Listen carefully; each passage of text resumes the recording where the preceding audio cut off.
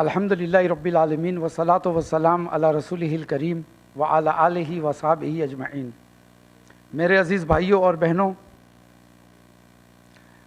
Saint Harry school के trustees खुसूसन Khalid साहब और स्टाफ टीचर्स, स्पेशली हमारे मंजर साहब, अल्हम्दुलिल्लाह ये एक बहुत ज़िम्मेदारी वाली टॉपिक है। इसमें बहुत सारे नज़रिए से कह सकते हैं, सुन सकते हैं और समझ भी सकते हैं। बहरहाल मकसद, जैसे कि शेख ने एक तवील तारुफ़ दिया मेरा, तो मुख्तसर में अगर तारुफ़ हो मेरा तो ये हो सकता है, क्या अजीब दर्द का रिश्ता दुनिया से लगे हैं मुझे, क्या अजीब दर्द का रिश्ता दुनिया से लगे हैं मुझे, वो दूर जलता किसी और का मकान अपना ही घर लगे है मुझे। तो आज की ये जो महफिल है, marriage, pre marriage and post marriage, जो लोग जूम पे देख रहे हैं और जो लोग रिकॉर्डिंग के ज़रिए स्कूल की यूट्यूब चैनल पे आगे चलकर देखेंगे, उनको मैं पहले बता दूं कि निकाह एक इंस्टीट्यूट है, एक प्रैक्टिकल लाइफ का इंस्टीट्यूट है और निकाह के बहुत सारे राइवल्स हैं। इस्लाम में निकाह का मकाम बाज़ उलमा के नज़दीक वाजिब है और बाज़ के नज़दीक मुस्तहब है। सबसे पहले जो निकाह होता है उसकी इब्तिदा होती है प्रोफाइल से। आप समझते हो, अगर आपका बेटा है या आपकी बहन है, आपकी बेटी है और आपको निकाह के लिए प्रपोज़ल भेजना है तो लोग आजकल प्रोफाइल से मांगते हैं। एक ज़माना था कि प्रोफाइल कागज़ों पे नहीं रहते थे, पोस्टरों में नहीं रहते थे। प्रोफाइल्स बनते थे कि लोगों ने कहा कि फ़लाने की बेटी आलिमा है, हाफिज़ा है, तो रिश्तों की लाइन लग जाती थी। फ़लाने की बेटी बेवा हो गई लेकिन आलिमा है, दीनदार है, हिजाबी है, तो रिश्तों की लाइन लगती थी और बड़े बड़े नोबल फैमिली के रिश्ते आते थे। उस ज़माने में यही प्रोफाइल होता था कि दीनदार है, आलिमा है, हाफिज़ा है, आलिम है, हाफिज़ है। किसी मस्जिद के इमाम साहब ने कह दिया बच्चा अच्छा है, मैं हमेशा उसे पहली सफ़ पे नमाज में देखता हूँ, ये प्रोफाइल हो जाता था। लेकिन जैसे ही मैट्रिमोनियल वेबसाइट्स वजूद में आने लगी और एक इंडस्ट्री बन चुकी है कारोबार की कि लोगों के निकाह पढ़वाने, लोगों के निकाह पढ़ाना, काजी की बात नहीं कर रहा हूँ मैं, यानी कि जो एक कारोबार बन चुका है, उसमें तकाज़े बढ़ते जाते हैं, एक्सपेक्टेशंस बढ़ते जाते हैं।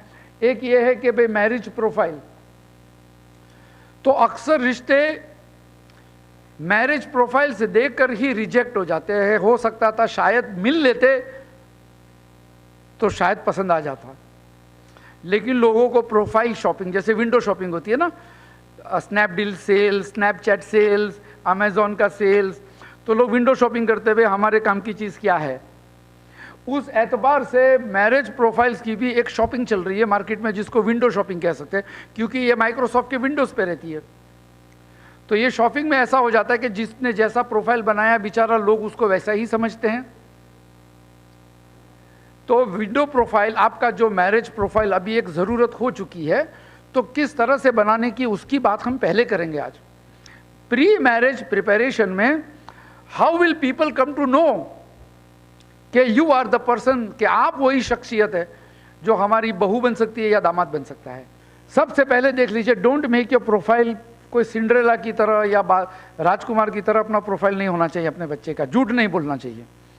कभी कभी एग्जैजरेशन ऑफ ट्रुथ भी लाई हो जाता है, यानी सच को इतना बढ़ा चढ़ाकर बोलो कि वो झूठ हो गया, यानी हद से ज़्यादा सच की बात को, यानी तोड़ मरोड़ कर ज़्यादा सच। यानी कि मैं अभी 5 फीट 8 इंच का हूँ, अगर आपने बोला अरे लंबे हैं चौड़े हैं, हाँ लंबा हूँ, छोटा तो नहीं हूँ, लंबे हैं चौड़े हैं, अब लाइट में थोड़ा गोरा दिखता हूँ तो लाल टमाटर जैसे हैं, तो ये सच बात को आपने बढ़ा चढ़ा कर कहा तो एक किस्म का झूठ हो जाता है, जिसकी इजाज़त हमारी शरीयत नहीं देती।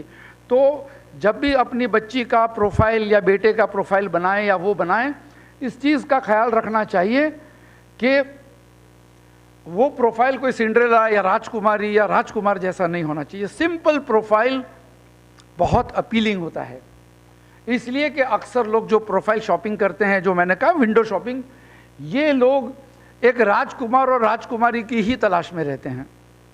कुछ लोगों का खाली शौक होता है कि खाली प्रोफाइल्स देखते रहो। कुछ लोग हुफ्फाज हो जाते हैं प्रोफाइलों के, कि कोई भी प्रोफाइल उनको पता है कि हाँ वो उधर के उधर रहती है, वो उधर रहता है, ये इतना कमाता है, यानी खाली कंपाइलेशन होते रहता है प्रोफाइल्स का। तो ये एक ड्रीमी अनरियलिस्टिक प्रोफाइल बन जाता है।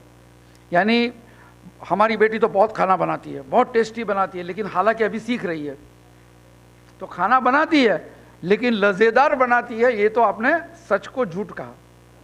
तो इसको ड्रीमी प्रोफाइल कहते हैं। ये ड्रीमी प्रोफाइल के जरिए बहुत सारे लोग शादी करने के बाद कहते हैं कि हमारे साथ धोखा हुआ हमने गलती की, इसीलिए आप देख रहे हो कि तलाक, डिवोर्सेस, हाँ, ये इनकी तादाद बढ़ती जा रही है। तो प्रोफाइल पे हमेशा सच लिखना, लेकिन सच को खूबसूरती की तरह लिख सकते हैं इंशाल्लाह। तो सबसे पहले आपके प्रोफाइल में आप क्या लिखेंगे, ये बहुत इंपॉर्टेंट चीज़ है कि आपका प्रोफाइल जो है आपकी पर्सनैलिटी के बारे में कहता है। अगर आपने कुछ भी लिख दिया तो लोग उसे सही समझते हैं। Your profile says a lot about you.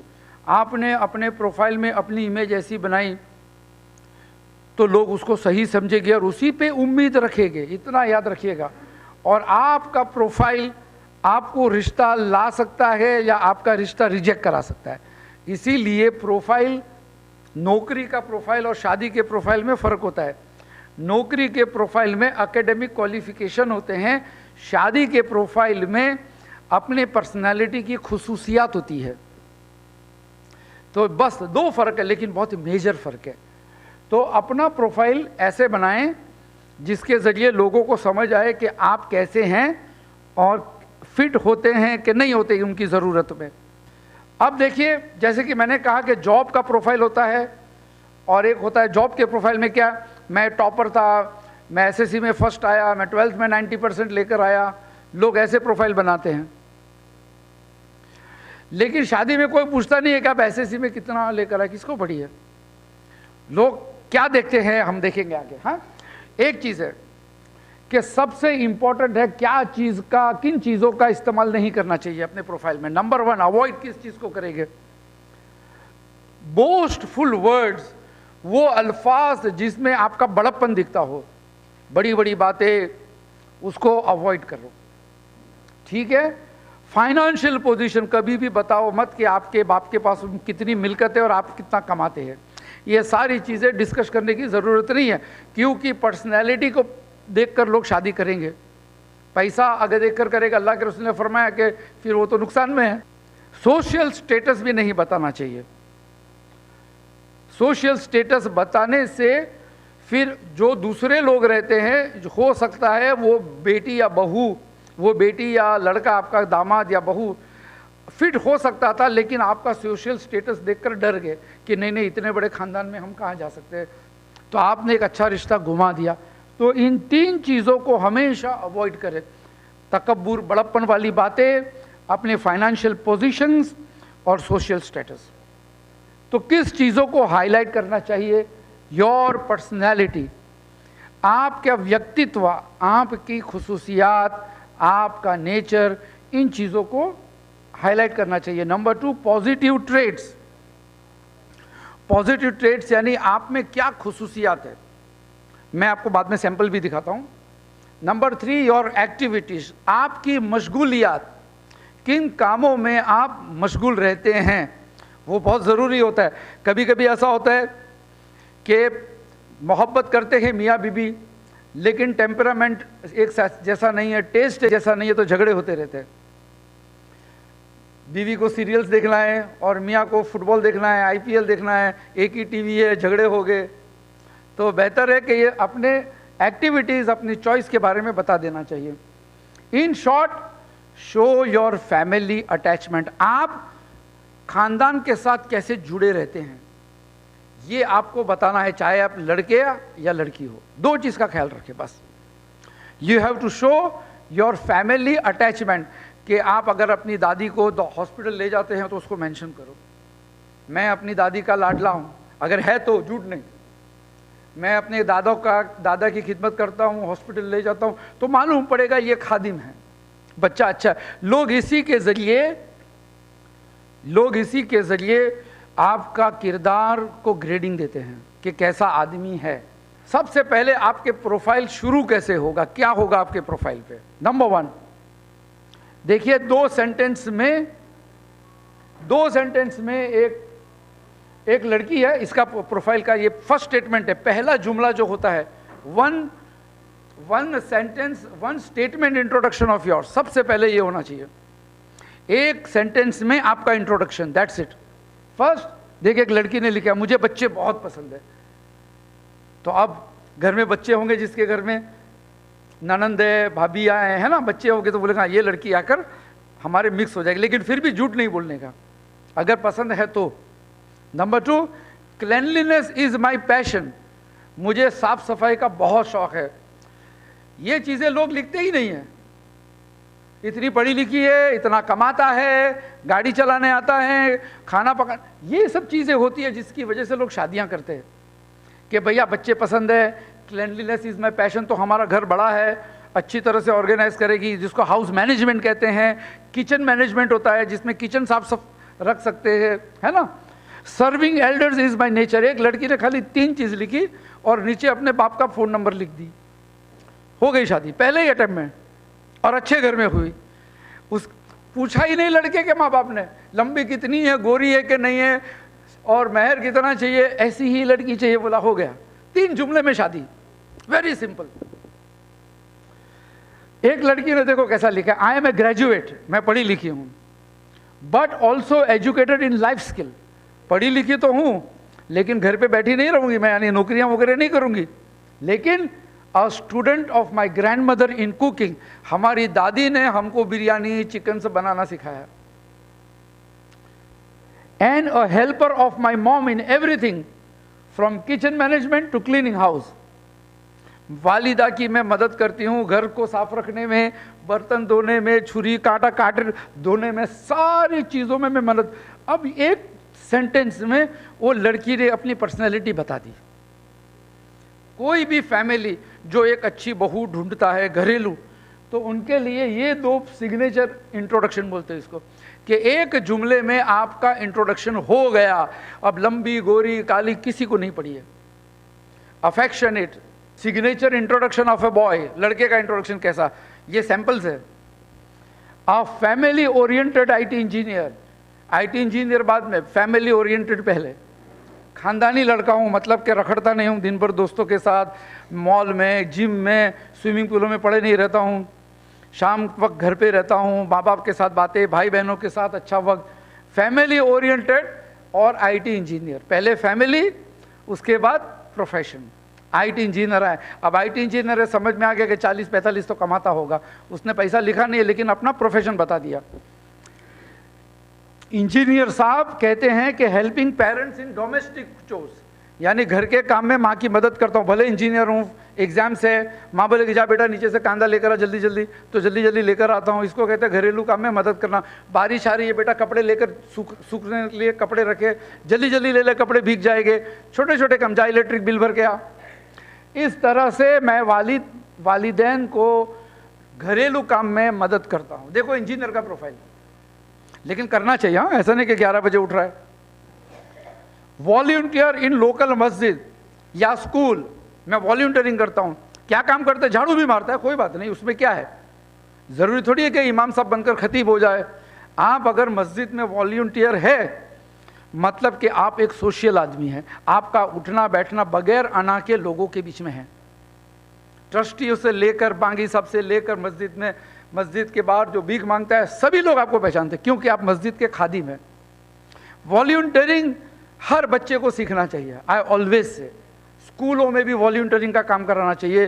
Classroom साफ रखो, हर बच्चा अपने क्लासरूम का जिम्मेदार, हर हफ्ते एक एक बच्चे को जिम्मेदारी दे देनी चाहिए। जिस तरह से वॉलंटियरिंग जिस बच्चे को आती है, उनमें ये खुसूसियात, भले डॉक्टर बनेगा, इंजीनियर बनेगा, इन चीज़ों का ज़िंदगी चलाने के लिए, फैमिली चलाने के लिए ये कैरेक्टरिस्टिक का होना बहुत ज़रूरी है। उसके बाद देखिए लड़का क्या कहता है कि मैंने सूरह बकरा हिफ्ज़ कर लिया, पूरा कुरान हिफ्ज़ नहीं किया बेचारे ने, लेकिन जो हिफ्ज़ किया वो बता दिया। तो अब समझ में आता है कि अगर सूरह अल बकरा हिफ्ज़ किया है, मतलब ये कि मेहनती और शौकीन है कुरान का। 2.5 जुज़ होते हैं भाई, 2.25 जुज़। उसके बाद देखिए रेगुलर दर्स, शेख जफरुल हसन मदनी का दर्स। अब उसने आलिम का नाम भी बता दिया कि मैं कौन, मेरा उस्ताद है। कोई पूछना चाहे तो जाके पूछ सकता है, शेख साहब ये कैसे हैं। स्टेज विद पेरेंट्स, माँ बाप के साथ रहता हूँ। मेरा अपना घर नहीं है, बाप का घर है, अपना घर नहीं। बंबई में घर खरीदना मुश्किल है भाई। लेकिन आई कॉन्ट्रीब्यूट एक्सपेंसेस, लेकिन मैं घरेलू खर्च में ताउन देता हूँ, यानी मेरे सैलरी का एक अच्छा सा हिस्सा मेरी माँ के हाथ में दे देता हूँ। अब इतना ही उसने लिखा है, लंबा कितना, चौड़ा कितना, गाड़ियाँ कितनी, कुछ भी लिखा है? कुछ भी नहीं लिखा है। अगर आप अपनी बेटी के लिए या बहन के लिए रिश्ता देखेंगे तो क्या ये काफ़ी नहीं है आपके लिए? दीनदार भी तलाश करते हो, दुनिया के मामले में भी अच्छा है, सही कि नहीं? सिंपल। लेकिन हम लोग इस तरह की चीज़ें छुपाते रहते, हम समझते कि इसकी वैल्यू क्या है। इसी की वैल्यू होती है, इसी की वैल्यू होती है, इसी की। अब देखिए एक लड़की ने अपना छोटा सा इंट्रोडक्शन दिया, एक और सैंपल मैं आपके सामने पेश करता हूँ ताकि आप जब भी कोई इंट्रोडक्शन बनाओ तो आपके समझ में आ जाना चाहिए। My family is middle class, मेरी फैमिली मिडिल क्लास की, यानी हम पैसे वाली नहीं हूँ, यानी दहेज की उम्मीद है तो सलाम अलैकुम। My family is middle class, therefore I have seen and studied my parents managing our home expenses in limits। मैंने देखा हूँ कि किस तरह से मेरे माँ बाप कम पैसे में घर चलाते हैं। यानी वो बता रही है कि अगर मेरा शौहर ज़्यादा नहीं कमा पाता है तो भी मैं घर चला सकती हूँ। एक जुमले में उसने बता दिया। और आजकल तो नौकरियाँ की शॉर्टेज है, लॉकडाउन है कि नहीं? लोग ऐसी ही लड़कियाँ ढूंढेंगे कि भाई कम खर्चे से घर चलावे। My mother and my friends call me a very good financial manager। मेरी सहेलियाँ, मेरे रिश्तेदार, मेरे माँ बाप कहते हैं इसको पैसा दो तो उड़ाएगी नहीं, मेकअप का सामान, पाउडर, चप्पलें, वो फेंकेगी नहीं पैसा, वो पैसा सोच समझ के खर्च करेगी। अब देखिए कोई भी होने वाली सास या शौहर अगर ये लड़की के बारे में पढ़ेगा तो उसका जहन में एक बहुत अच्छी उम्मीद आती है, दिल करता है शादी करे। गोरी काली देखेगा ही नहीं, फोटो है ही नहीं लड़की का। In wealth I can prevent myself from blowing away my husband's money, मैं अपने शौहर का पैसा उड़ाना नहीं चाहती हूँ। एंड इन एडवर्सिटी, यानी अगर गुर्बत आई तो कम पैसे में बगैर रोए बगैर झगड़े किए मैं चला सकती हूँ घर। यानी मैं रोऊंगी नहीं है, क्या तुम लोग तनख्वाह नहीं लाए, पैसा कम पड़ रहा है, ये काम है वो काम है, ऐसा रोना धोना नहीं होगा। आप जितना पैसा देंगे हम घर चलाएंगे, दाल रोटी खा के खुश रहेंगे, है कि नहीं? कितना सिंपल। दो जुमले में इस लड़की ने अपनी किरदार का, अपने माँ बाप की तरबियत का निचोड़ पेश कर दिया। One paragraph speaks about her character. ये देखिए एक और लड़की, I am very fond of kids and kids are also very fond of you. मुझे बच्चे बहुत पसंद है और बच्चे भी मुझे पसंद करते हैं। तो पढ़ने वाले ने समझ लिया कि घरेलू लड़की है और बच्चों की तरबियत कर सकती है। That makes me a person of affectionate nature, यानी मेरा नेचर अफेक्शनेट है, शफकत वाला है।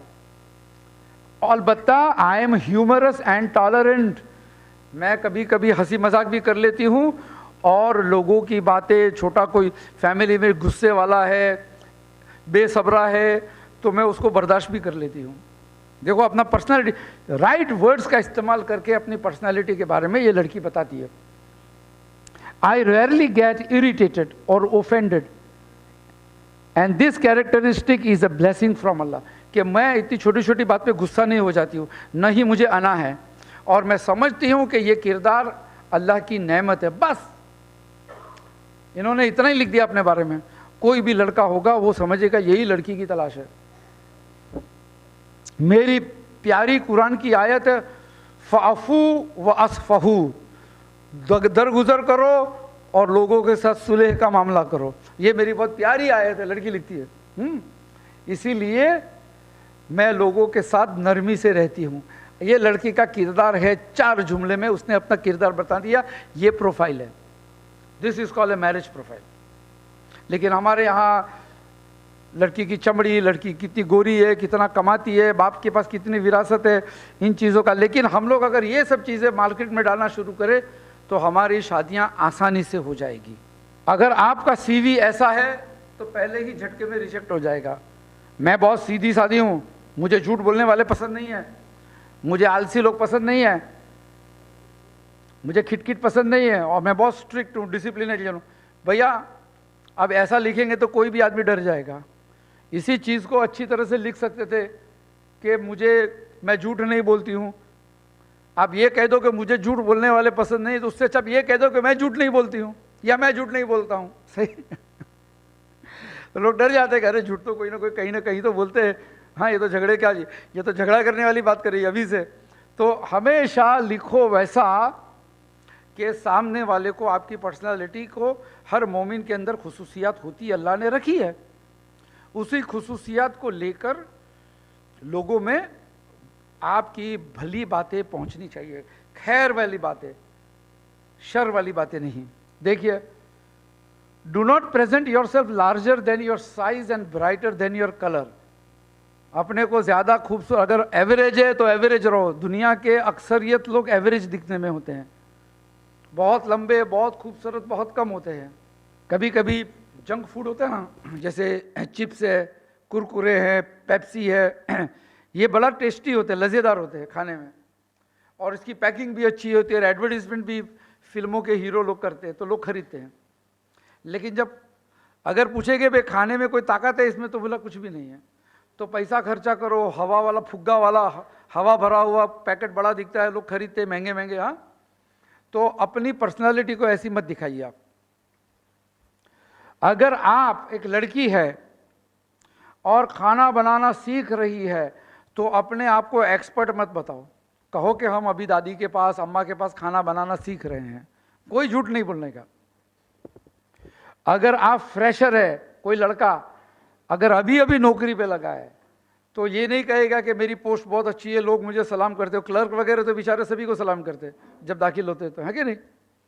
तो अपने आप को ज़्यादा लंबा चौड़ा नहीं दिखाना चाहिए, जैसा अल्लाह ने बनाया वैसे ही। अगर आप गुड लुकिंग नहीं है, ये वेरी इंपॉर्टेंट है। और अक्सर दुनिया के लोग हीरो और हीरोइनों की तरह खूबसूरत नहीं होते, और अक्सर हीरो हीरोइन भी खूबसूरत नहीं होती है, कैमरे से उनको दिखाया जाता है लाइट की मेहरबानी से। अभी जैसे कमर साहब अभी मुझे क्लोजअप दिखाएंगे, लाइट करेंगे, और बाद में एडिटिंग में थोड़ा क्या बोलते हैं उसको, फिल्टर करेंगे, तो शायद मैं कश्मीरी दिखूं आपको। हाँ, तो इफ़ यू एक्चुअली, मेजॉरिटी लोग जो है, मेजॉरिटी लोग एवरेज दिखते हैं, एवरेज। और ये बड़ी खुशनसीबी की बात है कि अक्सर लोग एवरेज है। अगर कुछ ही लोग एवरेज होते और बाकी सब खूबसूरत होते तो वो बेचारों से कौन शादी करता? कोई नहीं करता ना, सबको वही चाहिए मार्केट में। तो मार्केट में ज्यादा माल वो है जो आपके मैच होता होगा। आप एवरेज दिखने में है तो मार्केट में माल ज्यादा वैसे ही, लोग वैसे ही ज्यादा है। तो अक्सर लोग लुक्स और शेप में ऐसे ही रहते हैं। इसीलिए कभी भी अल्लाह ने आपको जैसा बनाया है उसकी नाशुक्री नहीं करनी चाहिए। अल्लाह ने जो आपको नहीं दिया उसका अफसोस मत करो। अल्लाह ने आपको जो दिया है उसी को लोगों के सामने प्रेजेंट करो, तो लोग तुम्हें पसंद करेंगे, चाहे सास हो, चाहे शौहर हो, चाहे कोई भी हो। क्योंकि खूबसूरती कभी भी जिंदगी भर आपका साथ नहीं देगी। एक बहन होती है, वो डिलीवरी करती है, 4 बच्चे, उसके बाद उसका वजन बढ़ जाता है, ये नेचुरल है। एक आदमी है, काम धंधे पे लग जाता है, शादीशुदा होने से पहले कॉलेज में था तो एकदम हैंडसम और स्मार्ट दिखता था, अभी काम पे लग गया, बेचारा ट्रेनों में लटक के सफ़र कर रहा है, बाल भी थोड़े से झड़ गए, पेट भी थोड़ा सा बाहर आ गया। तो ये खूबसूरती ज़िंदगी पर आपका साथ नहीं देती है। खूबसीरती आपका साथ देगी, खूबसूरत नहीं, खूबसीरत। अगर आपके अंदर तमीज़ वगैरह हैं तो लोग आपकी इज्जत करते हैं, आपकी खूबसूरती की इज्जत नहीं करते। एक बार खड़े होकर आपको देखेंगे लोग, मुसाफा करेंगे, उसके बाद आपके बातचीत का अंदाज, ये खूबसूरती आपकी इजहार करती है। उसके बाद जब आप अपना प्रोफाइल बनाते हैं तो आपके माँ बाप के क्या खुसूसियात है वो भी लिखिए। ये नहीं मेरा बाप बहुत पैसे वाला है, 25 आदमी सलाम करते, वो खुसूसियात नहीं। आप देखिए, मेरे वालिद साहब 3 मस्जिद के ट्रस्टी है। अब समझ में आ गया कि भैया उठना बैठना उलमा किराम के साथ है। समझ में आ गया ना, घर का माहौल समझ में आ जाता है ये पढ़कर। मेरी वालिदा यतीम थी और दोनों ने मिलकर मुझे ज़िंदगी के वैल्यू सिखाए हैं। मेरी माँ बहुत साबिरा है और कभी भी किसी की गीबत नहीं करती। आमतौर पर यही डर होता है कि बहू आएगी और हमारे घर की गीबत जो है वापस मैके जाके करेगी। अक्सर यही डर होता है लोगों को। तो यहाँ पे लड़की ने लिख दिया कि मेरी माँ कभी नहीं करती, मतलब कि बेटी के ऊपर माँ का असर है, यानी अगर माँ गिबतखोर नहीं है तो बेटी भी गिबतखोर नहीं होगी। She is also a very good counsellor, मेरी माँ राय मशवरे देने में बहुत तजुर्बेकार है, अच्छी है। ये शख्स ने अपने वालिद के बारे में, अपनी माँ के बारे में बता दिया, 4 जुमलों में ऐसा प्रोजेक्ट किया कि वो कौन है। अक्सर लोग ये सारी चीज़ें नहीं बताते हैं, इसीलिए लोग कहते हैं ना कि शादी करना मुश्किल हो गया। मुश्किल नहीं है, लड़के लड़कियां उतने ही है रेशियो में, 50 लड़कियां हैं तो 50 लड़के हैं, लेकिन लोग ढूंढते नहीं है ये सब चीज़ें और लोग बताते नहीं ये सब चीज़ों को। आपके खानदान के बारे में भी थोड़ा सा तस्करा होना चाहिए आपकी प्रोफाइल में। हमारी फैमिली मिलजुल कर रहती है, एक दूसरे को मदद करती है। हमारी एक भांजी बेवा हो गई बहुत छोटी सी उम्र में, तो उसका सारा खर्चा हमारे मामू ने उठाया, देखिए है कि नहीं। तो इस तरह से मालूम पड़ा कि बॉन्डेड फैमिली है, 6-7 भाई हो गए, बहन हो गए, खाला मामू सब मिलकर। तो इससे क्या होता है, एक वजन पड़ता है खानदान का। Always mention about your family also. अब आपके पास एक प्रोफाइल आता है तो स्क्रूटिनाइज कैसे करेंगे, पोस्टमार्टम कैसे करेंगे, क्या देखना चाहिए और क्या ओवरलुक करना चाहिए। Don't dispose the proposal based upon the salary. मैंने पहले ही कह दिया कि तनख्वाह देकर मत कहिए कि भाई ये हमारे काम का नहीं है। तनख्वाह देकर रिजेक्ट और प्रपोज मत कीजिए। कितना पैसा है वो मत देखो, पैसा कैसे आता है वो देखो। Check the route of the money, कहाँ से होकर आता है। रिश्वत होकर आता है कि बैंक में सर्विस करता है या बैठे बैठे ब्याज खाता है। पैसा कैसे आता है वो इम्पोर्टेंट है, कितना कमाता है नहीं, कैसे कमाता है। लोग ये पूछते कितना कमाता है, सबसे पहला सवाल क्या करता है, कितना कमाता है। लड़के देखते भी नहीं है, जैसे कह दिया 60-70 हज़ार, हाँ अच्छा लड़का है, यानी 60-70 हज़ार कमाता है, अच्छा लड़का है। हालांकि यहाँ पे क्या मशवरा देता है हमारा दीन, पैसा कैसे कमाता है। Don't look for a branded spouse nor claim yourself to be a branded spouse. किसको कहते हैं ब्रांडेड स्पाउस? एक ये मुझे नहीं पता था ये टर्म है मार्केटिंग इंडस्ट्री में। मैं गया किसी की बच्चे का वो प्रोफाइल लेकर एक मैट्रिमोनियल साइट पर ऑफिस में, तो कहा कि आप नडियाड वाला। हम कहा नडियाड वाला है, एक ब्रांडेड लड़की है। ब्रांडेड लड़की वो क्या होता है भाई, हमने तो सुना है कि ब्रांडेड जूते रहते हैं, कपड़े रहते हैं, इंसानों में ब्रांडिंग। तो बोलते हैं मिनिस्टर की बेटी है इसलिए ये ब्रांड हो गया। मिनिस्टर की बेटी है, भाई अमेरिका में है, बड़ा घर यहाँ पे भी है, तो वो प्रोफाइल मैं सबको नहीं दिखाता हूँ। अभी आप भी बड़े ख़ानदान से हैं तो हम आपको दिखाएंगे, लेकिन इसकी फ़ीस ज़्यादा होगी। यानी प्रोफाइल देखने की फ़ीस अलग, रिश्ता हुआ उसके बाद पैसा अलग। बोलो ये ब्रांडेड है, तो आप ऐसा कभी भी ब्रांडेड तलाश नहीं करना। हाँ, अल्लाह के रसूल ने फरमाया ब्रांडिंग ये करते हैं ना, खूबसूरती और ख़ानदान और पैसा, ये इसी के थ्रू ब्रांडिंग होती है। अल्लाह के रसूल ने फरमाया दीन देखो, तो दीन क्या था वो मैंने बता दिया आपको। खिदमत, घर का काम। कोई दीन यानी हर आदमी थोड़ी आलिमा और हाफिज होते हैं, है कि नहीं। कैरेक्टर सबका होना चाहिए। सारे साहबा किराम कुरान के हुफ़ाज नहीं थे, लेकिन सारे साहबा किरदार में, कैरेक्टर में बुलंदी पे थे। तो that is Deen actually. Don't look for a branded spouse. Branding spouse की तलाश में मत रहना, फंस जाएंगे। उनके पीछे बहुत रहते हैं पैसे वाले, और पैसे वालों के घर में पॉलिटिक्स ज़्यादा होता है। जब आपका प्रोफाइल बन जाए तो ज़रा चेक कर लो फिर से, डायरेक्टली भेजने से पहले। नंबर 1, क्या आपका प्रोफाइल में बहुत लंबा है क्या, ये भी है। और बड़ी बड़ी बातें रहती है ना, इधर है, मैंने एसएससी इधर किया, मैंने 12th इधर किया, मैंने कॉलेज इधर किया, मैं कैंटीन में इधर जाता हूँ, मैं कपड़े यहाँ से कर, ये सब चीज़ें ज़रूरत नहीं है। और इम्प्रैक्टिकल एक्सपेक्टेशन नहीं होना चाहिए। इम्प्रैक्टिकल एक्सपेक्टेशन किसे कहते हैं? यानी आप उम्मीद रखो कि आपका स्पाउस राजकुमार हो, आपको हमेशा अपने हाथों में रखे, या आपकी बहू सारी की सारी बातों में फरमा बदारी करे। ये इम्प्रैक्टिकल एक्सपेक्टेशन होता है। जैसे अफसानों में, कहानियों में सुनते हैं ना, खाया पिया और राज किया एंड में। अरे खाया पिया राज किया कहाँ होता है ऐसा? फिर मैयतें होती है, बुढ़ापा आता है, बीमारी आती है, कहाँ खाया पिया राज किया? तो ये इम्प्रैक्टिकल एक्सपेक्टेशंस लोगों के आज के ज़माने में हम देखते हैं। Meeting the prospective person adds more prospect. याद रखिए, खाली सीवी और प्रोफाइल देखकर हाँ या ना नहीं कहना चाहिए। मिलना ज़रूरी होता है। उसके बाद ना कह दो भाई इस्तेखारा किया, दिल में नहीं आया, या हम मशवरा करके बताएंगे। ना कहने का भी अंदाज होता है कि भाई देखो हमारा हमको तो पसंद आया लेकिन बच्चे नहीं मानते, आगे चलकर साथ में तो उनको रहना है, बस हम दुआ करेंगे अल्लाह ताला आपकी बेटी को अच्छा रिश्ता दे, आपके बेटे को अच्छी बहू दे। अच्छी तरह से ना कहो, कभी भी सामने वाले का दिल मत तोड़ो। हर माँ बाप के लिए उसका बच्चा, चाहे बेटा हो बेटी हो, वो उसके लिए दुनिया का सबसे खूबसूरत बच्चा है। कभी भी रिजेक्ट नहीं करना चाहिए। किसी को मुंह पे मत, अरे वो तो लंबी है, काली है, अरे ये तो कमाता नहीं है, इस तरह से अल्फाज का इस्तेमाल करके कभी भी रिजेक्ट नहीं करना। ऐसा ना हो कि कहीं अल्लाह आपको कोई फितने में फंसा दे। Make a list of your own questions. आपका एक सवालों की एक लिस्ट बनानी चाहिए, क्या क्या पूछेंगे, तब जाके वो जो पहली चीज़ें मैंने बताया ना, खाना पकाना आता है, दादी की खिदमत करते हो, कैसे करते हो, वो सब सवाल होने चाहिए। पर्सनैलिटी बाहर आनी चाहिए आदमी की।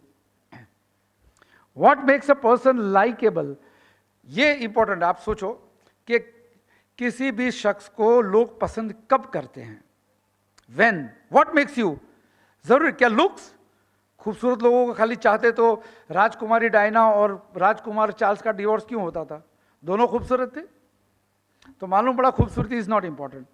What makes a garment likeable. आप जो भी, मैंने ये पिंक ये शर्ट पहना है, या खाली साहब ने ब्यूटीफुल कोट पहना, तो हम पूछेंगे क्यों ये कलर क्यों पसंद किया? तो कोई रीजन थोड़ी है, पसंद आया, देखा, दिल में लग गया तो उठा लिया। पे हमको दिल में लग गया, भाग गया, दिल में बैठ के, गाड़ी 25 गाड़ी है, BMW है, मर्सिडीज है, लेकिन हमारे दिल में ये बैठ गई तो हमने ले लिया। हर चीज में लोग दिल को पुश के करते हैं, लेकिन सेल्समैन जो रहते हैं वो दिमाग पे मेहनत करते हैं। इसीलिए ये जो मर्सिडीज और BMW के सेल्समैन होते हैं ना, वो ऑटोमोबाइल इंजीनियर नहीं होते, वो सेल्समैन होते हैं। वो ऑटोमोबाइल इंजीनियर रहेगा तो हॉर्स पावर और टायर और उसकी बात करेगा, वो कस्टमर तो वो क्या समझ में आएगा। लेकिन जो सेल्समैन होता है वो ऐसा पेश करता है कि आदमी गाड़ी ले बैठ कर ही जाता है पैसा देकर। तो what makes a garment likeable. आपको कोई कपड़ा पसंद क्यों आता है? उसकी फिटिंग अच्छी है, आप दिखने में आपको अच्छा लगता है शीशे में, स्टाइल अच्छी है, और पहनते हैं तो अच्छा लगता है, इसीलिए ट्रायल रूम होता है ना। इस all makes us like a particular article of clothing. कोई भी कपड़ा है हम इसीलिए पसंद करते हैं। खाना भी वैसे ही। क्यों आपको बिरयानी अच्छी लगती है? भाई दिल को अच्छी लगती है क्योंकि चावल नरम है, हमारी बीवी बनाती है बिरयानी, कोई और बनाता है, फर्क है। हमारे घर में नमक बराबर डालते हैं, गोश्त अच्छा भूनते हैं, कितनी वजह होती है ना। आपकी बीवी भी आपके लिए लिबास है। हुन्ना लिबास लकुम व अंतुम लिबासु लहुन्ना। जिस तरह से हमारे कपड़े हमारी जिस्म की कमजोरियां ढांक देती है, उसी तरीके से अल्लाह ने कहा कि आपकी बीवी और आपके शौहर आपके लिए लिबास है। यानी शौहर और बीवी का काम ये नहीं है कि जाकर एक दूसरे की गिबत अपने माँ बाप के पास करें, बल्कि ये है कि एक दूसरे की कमजोरियों को ढांके। हुन्ना लिबास लकुम व अंतुम लिबासु लहुन्ना। अब कुछ चीज़ें हम देखेंगे कि कुछ लोगों को महफिल में लोग ज़्यादा पसंद करते हैं, महबूब रखते हैं। कोई शख्स मस्जिद में है, कोई ऑफिस में है, क्यों कुछ लोग ज़्यादा महबूब होते हैं?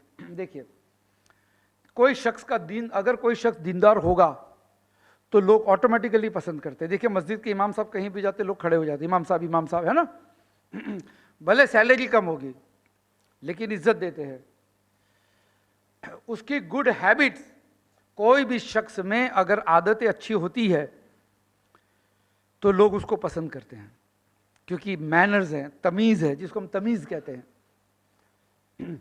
और ये आदतें हमेशा नजर आती है, ये बनावटी नहीं कर सकते इसमें कि भाई लोग आने वाले, लड़के वाले देखने आने वाले या लड़की वाले देखने आने वाले, तो वो टेम्पररी टाइम के लिए आदतें नहीं होती, वो बनावटी होती है। आदतें जिंदगी पर रहती है। रात को 2 बजे उठेगा तो भी आदत होगी उसकी।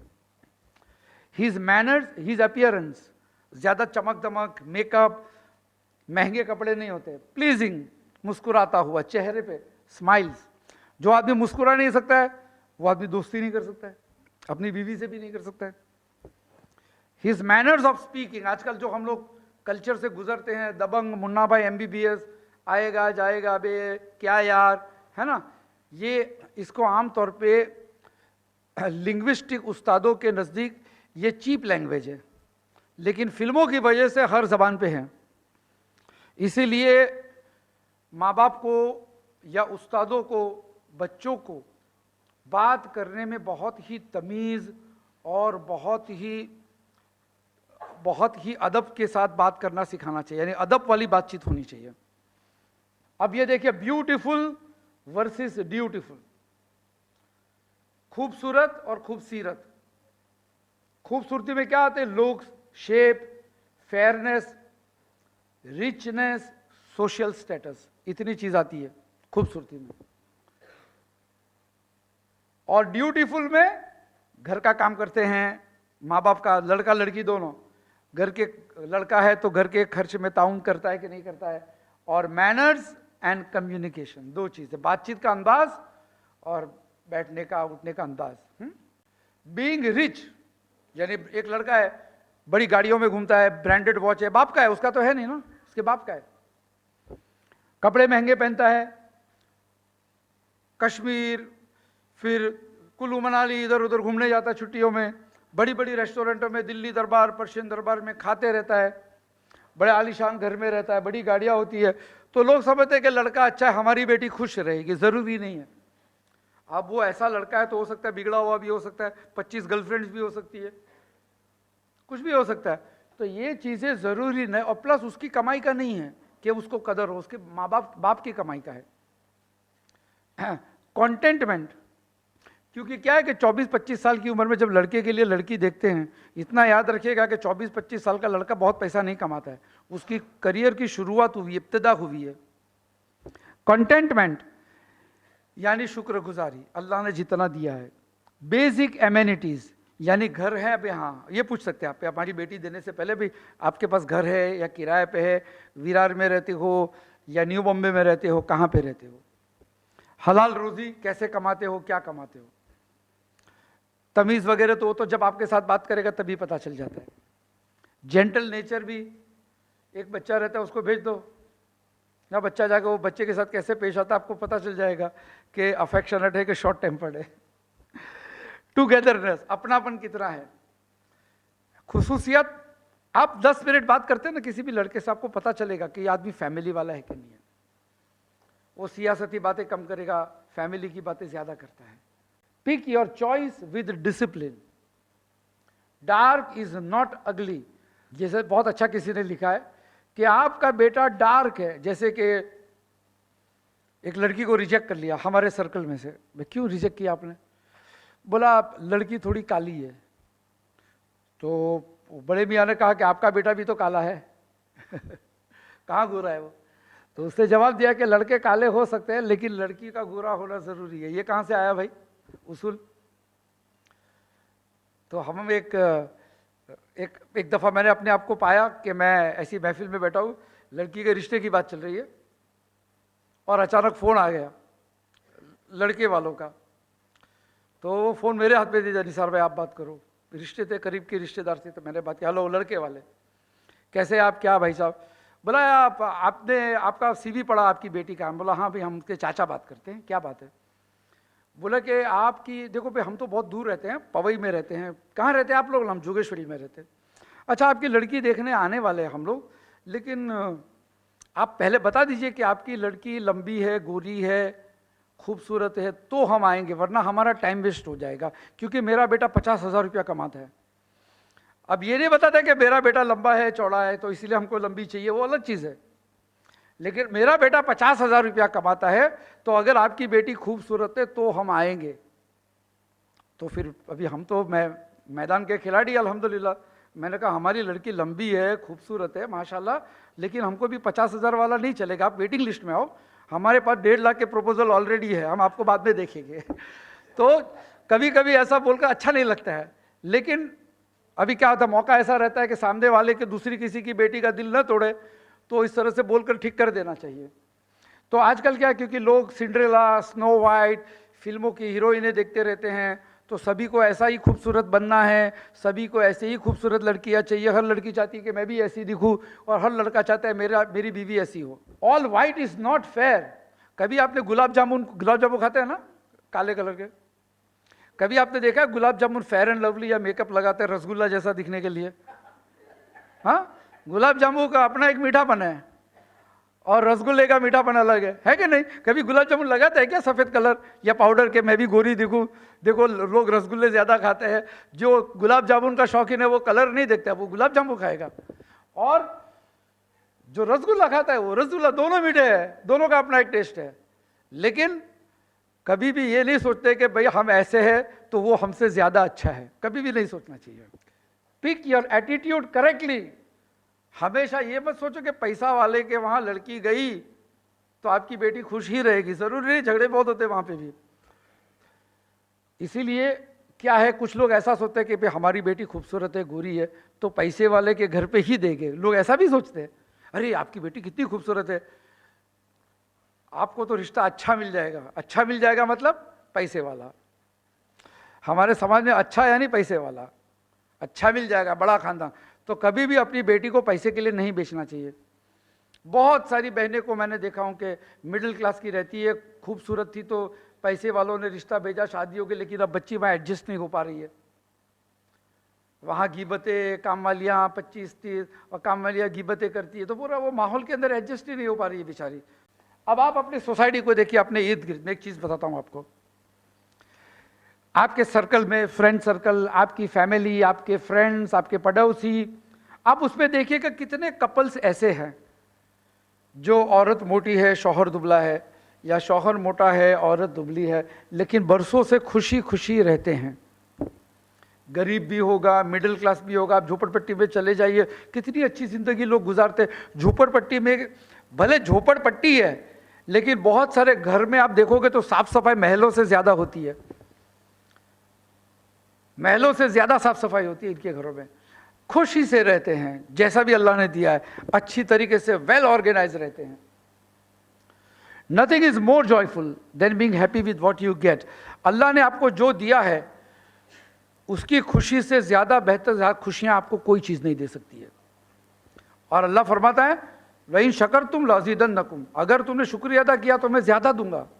इसीलिए हमेशा नेचर, आदमी का अखलाक, किरदार, ये पहले अव्वल नंबर पे होना चाहिए। आप देख लो, देखने में हर्ज नहीं है, देखकर दिल में भा सकती है, लेकिन वो पैरामीटर जो होता है ना, सिंड्रेला, ऐश्वर्या राय, प्रियंका चोपड़ा, वो पैरामीटर जहन से निकाल देना चाहिए, बेंचमार्क निकाल देना चाहिए। और आपको सीधा, तो जब आदमी जॉली गुड होता है, चीयरफुल होता है, सब्र करने वाला मादा होता है उसमें, तो ऑटोमेटिकली वो खूबसूरत नज़र आता है। हमेशा याद रखो, ऑटोमेटिकली वो खूबसूरत नज़र आता है। निकाह का मकसद है टुगेदरनेस, अपनापन, मिलजुल कर रहना, मियाँ बीबी को नहीं, दो खानदान को, ये मेन मकसद होता है। You must be able to defend your spouse. कैसे? अपने शौहर को या अपनी बीवी के खिलाफ कोई मजाक करे या कोई ताना मारे या गीबत करे, तो आपकी जिम्मेदारी है बगैर कड़वेपन से आप उनकी इस्लाह करो, उनको रोको। ये मुनकर में से आता है। कुरान ने इस आदत को बहुत पसंद किया कि तुम्हारे मुसलमान भाई की गिबत हो रही हो या बुराई हो रही हो तो आप उसको डिफेंड कीजिए। ये इसका एक एग्जांपल देता हूँ मैं कि एक हंटर था ब्रिटिश के ज़माने में, इंडिया में, उसे नाम याद नहीं आ रहा है। आगे चलकर उसने शिकार करना छोड़ दिया। उस ज़माने में क्या होता था, शेर जो रहते थे ना बहुत थे, तो कभी कभी शहरों में, गाँवों में आके लोगों को मार डालते थे, खा जाते थे। तो कभी कभी हुकूमत शिकारी को अपॉइंट करते थे कि भैया एक शेर आदमखोर हो चुका है, उसको गोली मार के मार दो, वैसा। तो एक आदमी का पेशा ही वो था। तो कहता है कि एक बार एक शेर को मारने के लिए मुझे माचड़े पे, पेड़ के ऊपर माचड़ा बांधा, लकड़ा, और मैं शेर का इंतज़ार कर रहा था। पानी की नदी थी, मुझे पता था कि शाम को शायद शेर आएगा पानी पीने। अब मैं बैठा हूँ, शाम हो गई, एक शेर और एक शेरनी आए, लायन एंड लायनेस। ये दोनों आए और दोनों पानी पीने लगे थोड़े से अंदर जाकर। इतने में पानी में गुड़गुड़ाहट की आवाज़ आई और एक मगरमच्छ आकर शेर को घसीट कर पानी में लेकर गया। अब एक सेकंड तक तो शेरनी को समझ में नहीं आया क्या हो गया, लेकिन थोड़ी देर में देखा तो पानी जो था वो खून से लाल हो गया। ये आदमी कहता है कि मैं देख रहा हूँ नज़दीक से, ऊपर माचड़े पे से, कि मगरमच्छ ने शेर का शिकार कर दिया। और शेरनी चिल्लाते रही बाहर आकर, बहुत ज़ोर ज़ोर से दर्द भरी आवाज़ से चिल्लाने लगी। देखो मियाँ बीवी की मोहब्बत शेर जानवरों में भी अल्लाह ने कैसी रखी है। कहता है कि मैं दूसरे दिन फिर गया देखने के लिए कि क्या आज क्या होता है। तो दूसरे दिन भी शेरनी आई और रोकर चली गई, उसी वक्त आई, जोर जोर से रोई और चली गई। तीसरे दिन भी आई और रो रो कर चली गई। मैं चौथे दिन गया, कहता है कि आज मैंने देखा कि शेरनी आज रोई नहीं, अलबत्ता वो पानी पीने के लिए पिछली ही जगह पे गई, पत्थर के ऊपर बैठ गई। इस बार उसने अपनी दुम पानी के अंदर रखा और दुम हिलाने लगी तो पानी में थोड़ा सा वेव्स आने लगे, यानी लगा कि कोई है पानी के किनारे।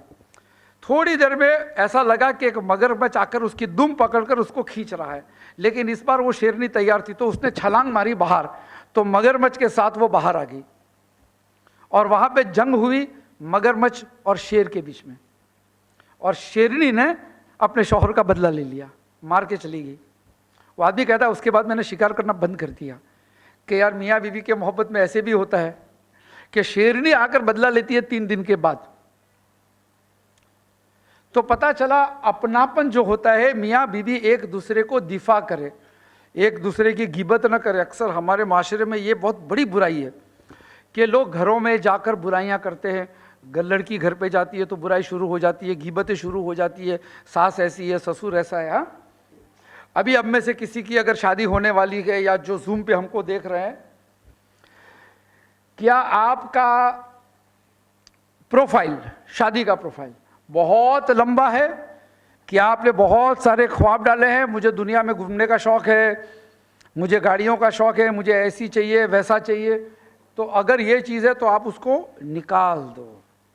और नंबर 2 मेन इंपॉर्टेंट है कि जिसका भी प्रपोजल आता है उससे मिलने की ख्वाहिश रखो। इस्लाम ने भी इसकी इजाज़त दी है, अलबत्ता तन्हाई में नामहरम नहीं बैठे, कोई ना कोई मौजूद रहे, लेकिन इस्लाम ने इसकी इजाज़त दी है। ऐसा नहीं कि नहीं दी है, बात कर सकते आप। अब देखिए दीनदार लोगों से निकाह करने के क्या फ़ायदे हैं। लोग कहते हैं ना यार ये तो बहुत दीनदार है, थोड़ा सा दुनियादारी भी होनी चाहिए। तो ये थोड़ी सी दुनियादारी मतलब बेदीन, थोड़ा बेदीन भी होना चाहिए, क्योंकि दुनियादारी वाले भी दीनदार हो सकते हैं भाई। तो हमेशा याद रखो, जब भी आप किसी दीनदार शख्स से निकाह करेंगे तो याद रखिएगा वो अल्लाह के साथ कनेक्टेड है। अगर दीनदार है, वो वक्त पे अपनी नमाज पढ़ता है, तहज्जुद में उठता है, जिक्रुल्लाह करता है कि नहीं। और सूरह कहाफ में अल्लाह ने फरमाया है आयत नंबर 28 में कि अपने आप को एतमाद के साथ उन लोगों के साथ रखो जो लोग सवेरे और शाम अपने रब को याद करते हैं, यानी नमाज से मरद है। और अपनी आंखों को इससे ज़्यादा दूर मत ले जाओ।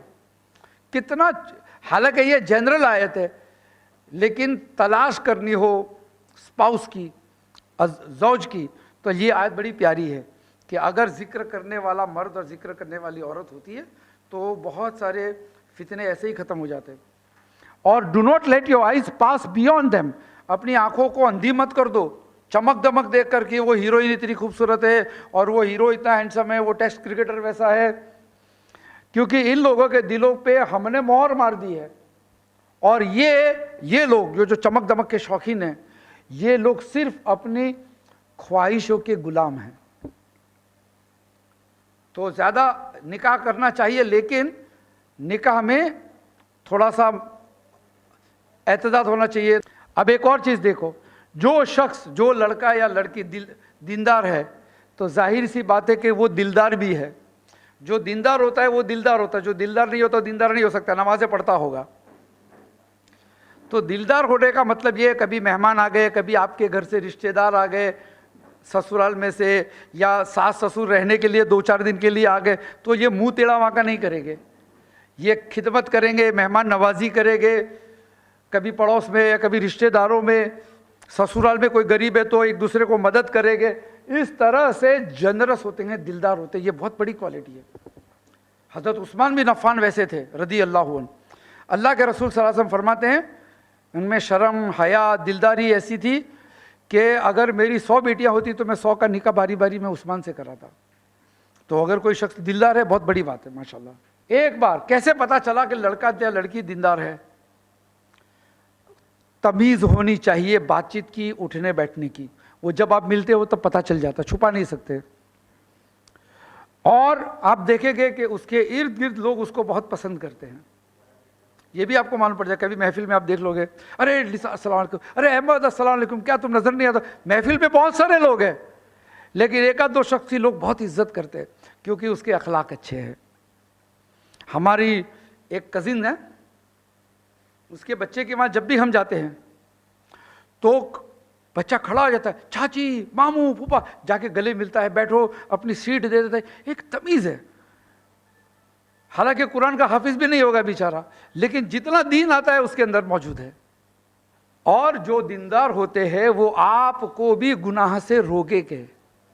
जैसे कि कुरान खुद कहता है, मोमिनून वल मोमिनात बाज़ुहुम औलिया बाद, मोमिन मर्द और मोमिन औरत एक दूसरे को प्रोटेक्ट करते हैं, ये भलाई का हुक्म करते हैं, एक दूसरे को बुराई से रोकते हैं। यानी अगर आपने दीनदार शख्स से शादी की, या मर्द हो या औरत, बीवी या शौहर, तो आपको नमाज में उठाएगा, रमज़ान में आपके साथ अच्छा सलूक होगा कि भाई रोज़े रखेंगे, इबादत का एक माहौल होगा। तो ये माहौल बनाने के लिए दीनदारी का होना बहुत ज़रूरी है। ये फ़ायदा है दीनदार आदमी से शादी करना। उसके बाद जब आप अगर दीनदार से शादी करते हो तो जब आप उसकी कोई गलती बताओगे तो अपने आप को करेक्ट भी कर लेगा, अना नहीं रखेगा। अल्लाह के रसूल ने ये फरमाया, कुरान में ये कहते हैं, तो हाँ इंशाल्लाह वैसा। He will stop you from making un Islamic decision. ब्याज पे गाड़ी खरीदो, फिर हाजा मिन फजले रब्बी का स्टिकर लगा दो, वो सब नहीं करेगा। वो आपको रोकेगा, भैया बीवी आपकी रोकेगी, नहीं भैया हम तो बस में जाएंगे लेकिन ब्याज पे गाड़ी मत लाना, हम चाली में रहेंगे लेकिन ब्याज पे फ्लैट नहीं लेना। इस तरह से आपको वो बुराइयों से रोकेंगे। She will bring up your children Islamically. अभी आपके बच्चों की तरबियत भी अच्छी होगी अगर दीनदार से शादी करोगे, और जब आप बूढ़े होंगे तो आपके बच्चे छोड़ के भाग नहीं जाएंगे, क्योंकि तरबियत हुई है तो आपकी खिदमत करेंगे इंशाल्लाह। इसके बाद हम लोग हमारा दूसरा सेशन स्टार्ट करते हैं। अब हम बात को आगे बढ़ाते हुए इंशाल्लाह देखते हैं कि किस तरह से हमारे जहन सिर्फ पैसे और खूबसूरती के तरफ ही चिपके रहते हैं। हालांकि ऐसा नहीं होना चाहिए। माशरे में बहुत सारी चीज़ें ऐसी है जो खूबसूरती के बदले में ज़्यादा काम वाली होती है। मिसाल के तौर पे हम देख रहे कि ये वजूहात हमने देखे कि क्यों लोग खूबसूरती को पसंद करते हैं। ख़ास करके कि हमारे आसपास का जो एक बनावटी माहौल बना है, माहौल बनावटी, जिसमें फिल्में, मॉडलिंग, ये सब चीज़ों का शुमार हो गया है। इसीलिए क्या होता है कि लोग खूबसूरती और पैसे को ज़्यादा तरजीह देते हैं टैलेंट्स, स्किल्स और तमीज़ के ऊपर। तमीज़, हुनर, इन चीज़ों के ऊपर लोग तरजीह देते हैं पैसा और दिखावे को। अब अगर हम सवाल पूछे आपसे कि जब हम बीमार होते हैं तो क्या हम कभी ये तकाजा रखते हैं कि डॉक्टर खूबसूरत होना चाहिए? नहीं रखते कि भैया जान बचानी है, किसी के भी पास ले चलो, कोई दवाई देकर हमारा इलाज कर ले। ऐसा ही होता है ना कि जब भी बीमार होता है आदमी, कोई देखता नहीं। जब हमको ज़रूरत पड़ती किसी चीज़ की तब खूबसूरती या पैसा नहीं देखता है आदमी। आप ये देखिए, आपके स्कूल में जो टीचर्स आपकी ज़िंदगियों में आई है, उसमें अक्सर टीचर आपको इसलिए पसंद है क्योंकि वो काइंड एंड अफेक्शनेट थे, शफकत वाली थी, मोहब्बत वाली थी, इसलिए आपको वो टीचर पसंद है। इसलिए नहीं कि खूबसूरत टीचर थी। आप अपने दोस्तों पे एक नज़र रखिए, ये वो दोस्त है जो खूबसूरत नहीं होंगे लेकिन कभी आपके वक्त में काम आए होंगे, आपके हालात में मदद की होगी, इसलिए वो आपके दोस्त है।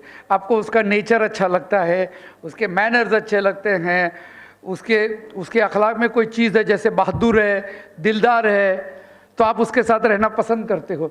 तो मालूम पड़ा इसमें भी लुक्स कहीं पे भी नहीं है। ये देखिए, आपके फैमिली में सबसे महबूब कौन है? तो जाहिर से बात है कि सबसे खूबसूरत शख्स होगा, वो ज़रूरी नहीं कि सबसे महबूब हो। आपकी ग्रैंड मदर हो सकती है, आपके माँ बाप है। कोई अपने माँ बाप को इसलिए मोहब्बत नहीं करता कि बहुत खूबसूरत है या बहुत पैसे वाले हैं, लेकिन क्योंकि माँ बाप ने हमको शफकत, मोहब्बत से बड़ा किया है, इसलिए हम माँ बाप को पसंद करते हैं। यही पैमाना ज़िंदगी के हर मोड़ और लम्हे पे होना चाहिए। यहाँ तक कि शादीशुदा ज़िंदगी में स्पाउस या मदर इन लॉ या किसी को भी पसंद करने के वक्त यही पैमाना होना चाहिए। देखिए हमारे इर्द गिर्द हमारे माँ बाप ज़ईफ़ हो जाते हैं, लेकिन हम देखते हैं कि उनमें मोहब्बत अभी भी वैसी रहती है, दोनों साथ में रहते हैं। हम देखते हैं माँ बाप के बीच में मोहब्बत, क्या बात है, बड़े मियाँ तो अभी बूढ़े हो गए, ज़ईफ़ हो गए, दादी के चेहरे पे झुर्रियाँ आ गई, पहले बहुत खूबसूरत थी जवानी में, लेकिन वो दोनों के बीच में अल्लाह ताला जैसे फरमाता है वजअल बैनकुम मवद्दतन व रहमा, हमने दोनों के बीच में मोहब्बत और शफकत डाली। इसीलिए यहाँ पे अल्लाह ने ये नहीं कहा कि खूबसूरती डाली, क्या कहा, मोहब्बत और शफकत। तो ये चीज़ें होती है जो रिश्तों को आगे बढ़ाती है और रिश्तों को खूबसूरत रखती है। अब देखिए ब्यूटीफुल वर्सेस ड्यूटीफुल। हम देखते हैं लाइफ में जब भी हम किसी शख्स को पसंद करते हैं, या नौकरी के लिए या हमारे के लिए या इलाज के लिए डॉक्टर को, तो हम देखते हैं कि उससे हमको क्या फ़ायदा हासिल होता है। हम ये नहीं सकते कि वो कितना खूबसूरत है। लव, रिस्पेक्ट, अफेक्शन ये सिर्फ खूबसूरत लोगों के पास होना ज़रूरी नहीं है, हो भी सकता है, लेकिन सिर्फ इनके पास नहीं होता है कि ये खूबसूरत है तो तमीज़ वाला ही होगा, ये पैसे वाला है तो अखलाक इसके अच्छे होंगे। नहीं, झुपड़पट्टी में भी रिक्शा वाला भी, ट्रक ड्राइवर भी आपको मिल सकता है जिसके अखलाक अच्छे होंगे। अल्लाह ने किसी की मोनोपोली नहीं रखी इन चीज़ों पर, हर आदमी मेहनत करके हासिल कर सकता है। ये वो लोग हैं जो हमारी ज़िंदगियों में खुशियाँ लेकर आते हैं, हमको फ़ायदा पहुँचाते हैं। ये वो लोग हैं जो मुल्क के लिए शोहरत लेकर आते हैं। बहुत सारे स्पोर्ट्समैन, बिजनेसमैन, कारोबारी लोग, पेंटर, साइंटिस्ट, लीडर्स, ये कोई खूबसूरत नहीं होते हैं, लेकिन ये इसलिए पसंद किए जाते हैं कि इनका कंट्रीब्यूशन, इनका ताउन समाज पे बहुत गहरा होता है। कभी कभी ऐसा होता है कि हमारी महफिल में कोई आदमी बहादुर होता है तो लोग पसंद करते हैं, पता है। अभी मौसम ऐसे रहते हैं, कम्युनल मौसम ऐसा रहता है। एक ज़माना था कि आज से 25-30 साल पहले कि लंदन से कोई शख्स की जवान औरत अगर लंदन से एयरपोर्ट से आती थी तो बाप कहता था बेटा तू है ना मुसलमान की टैक्सी में बैठना, हिफाजत से रहेगा। ये कैरेक्टर होता है। दाढ़ी वाले हैं ये कैरेक्टर। आज भी दाढ़ी वाला गाड़ी लेकर जाएगा तो पुलिस रोकेगी ना और चेक नहीं करेगी कि शराब पिया है कि नहीं पिया, उसको मालूम है दाढ़ी शराब नहीं पीता है। ये कैरेक्टर है, लोग पसंद करते हैं। तो एक सिग्नेचर होता है, एक थंबनेल होता है एक कम्युनिटी का, और मुसलमान का थंबनेल होता है कैरेक्टर। लाइफ लॉन्ग एप्लीकेशन ये होता है कि मैं परफेक्ट नहीं होऊंगा शायद, दिखने में नहीं, ठीक है, लेकिन मैं अल्लाह ने जैसा बनाया वैसा अल्हम्दुलिल्लाह। ये साइकोलॉजी और ये एटीट्यूड हमारे जहन में बनाना ही चाहिए। इसलिए कभी भी अपने अंदर जो नुस्ख, किसी की नाक छोटी है, किसी का रंग काला है, दूसरों के सामने या शीशे के सामने भी कभी भी अपने आप की गिबत या अपने आप पे बहतान नहीं लगाना चाहिए कि अल्लाह ने मुझे कैसे बनाया। याद रखिए कि अल्लाह ताला फरमाते कि तुम्हारा परवरदिगार कभी भी गलती नहीं करता। अल्लाह कभी भी गलती नहीं करता। अल्लाह ने आपको जैसा बनाया वही खूबसूरत है। लक़द खलक़नल इंसान फ़ी अहसनी तक़वीम। आप देखिए हमेशा जब भी लोगों के साथ बात करो अपने बारे में अच्छी बात किया करो। अल्हम्दुलिल्लाह ऐसा है, अल्हम्दुलिल्लाह ऐसा है, यानी अल्हम्दुलिल्लाह माशाअल्लाह, अल्लाह का शुक्रिया अदा कर कर अपनी नेमतों का इजहार करो।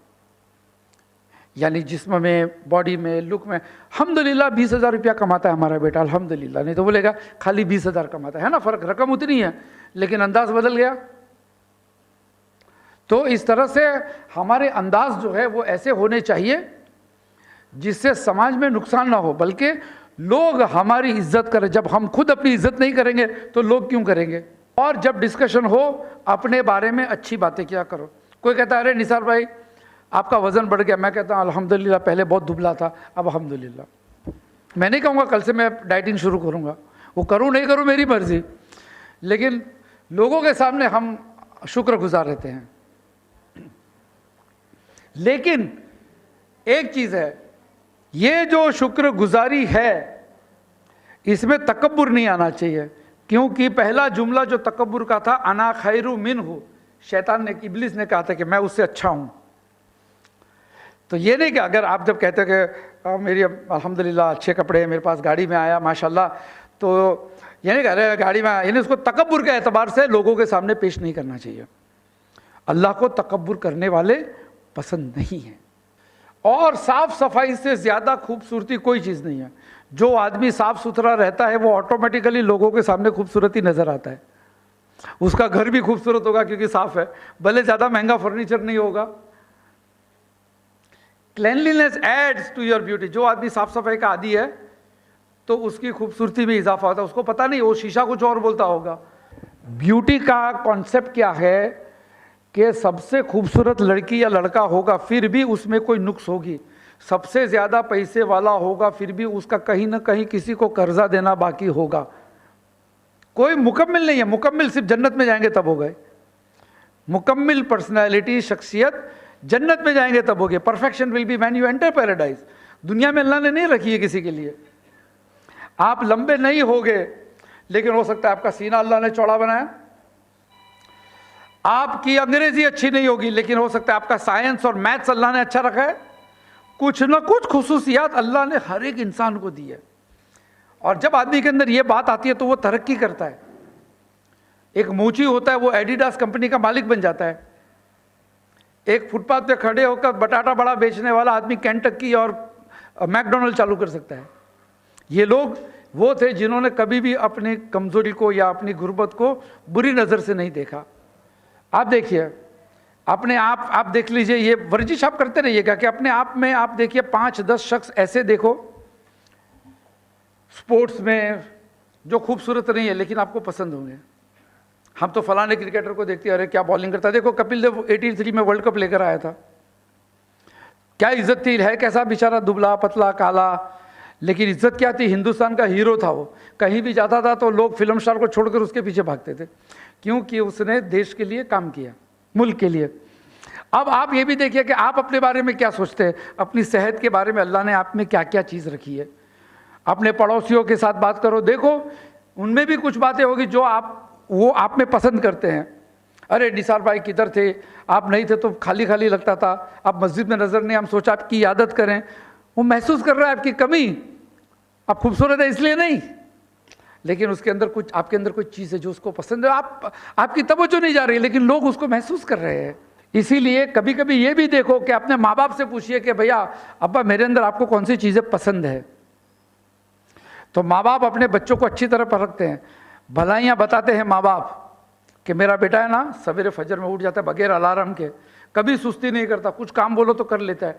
इस तरह से जब आप अपने बारे में अच्छी बातें सुनोगे ऑटोमेटिकली आपका जहन बहुत ही पॉजिटिव हो जाएगा इंशाअल्लाह। तो ये था अपना सेल्फ इमेज। अक्सर लोग शादीशुदा ज़िंदगी में खुश इसलिए नहीं होते कि इनमें ये चीज़ नहीं पाई जाती है। कुछ लोग कहते रहते कि निसार भाई देखो ना हमारी बीवी बहुत मोटी होती यार, ये क्या करना चाहिए। कुछ लोग कहते हैं कि हमारे शौहर कमाते नहीं है, समझाओ इसको। अरे क्या, हर आदमी कैसे कमा सकता है, करोड़पति कैसे बन सकता है। तो इसकी वजह से निकाह हमारे लिए जो रहमत थी उसको हमने जहमत बना दिया। तो अब हम डिस्कशन वही करेंगे कि निकाह रहमत है या जहमत है। निकाह का इस्लामी अंदाज क्या है, निकाह का इस्लामी अंदाज क्या है। टुगेदरनेस इन ए मैरिटल लाइफ, यानी निकाह क्या है, सिर्फ दो शख्स की मुलाकात नहीं है, दो फैमिली का मिलन है, यूनियन है। इसे यूनियन ऑफ टू फैमिलीज, दोनों मुख्तलिफ टेस्ट, आदतें, रहने देने की स्टाइल, वो पंजाबी है, ये गुजराती है, वो तमिल वाली है, वो बंगाली है, पूरा खाने का माहौल सब अलग है कि नहीं, सारी चीज़ें अलग है। दो फैमिलियों में, उसमें माँ बाप भी है, सास ससुर भी है, सब है। तो ये दो फैमिली जो मिलती है वो निकाह से सिर्फ दो जन नहीं बल्कि दो फैमिली मिलती है। आप देखिए it's a union of two families, culture, lifestyle. एक लड़की आती है शादी करके आपके घर में, आप महाराष्ट्रन है और वो पंजाबी है, आप चावल खाते हो, वो गेहूं की रोटी खाती है, आप उसको पराठा पसंद है, आपको इडली पसंद है, तो पूरा माहौल अलग रहता है। लेकिन ये बुनियाद नहीं होनी चाहिए कि मियाँ बीवी के बीच में झगड़े हो, बल्कि ऐसे हालात में मिलकर रहना। इडली भी खाना सीखो, उसको इडली बनाना सिखाओ और वो आपको पराठा खिलाएगी।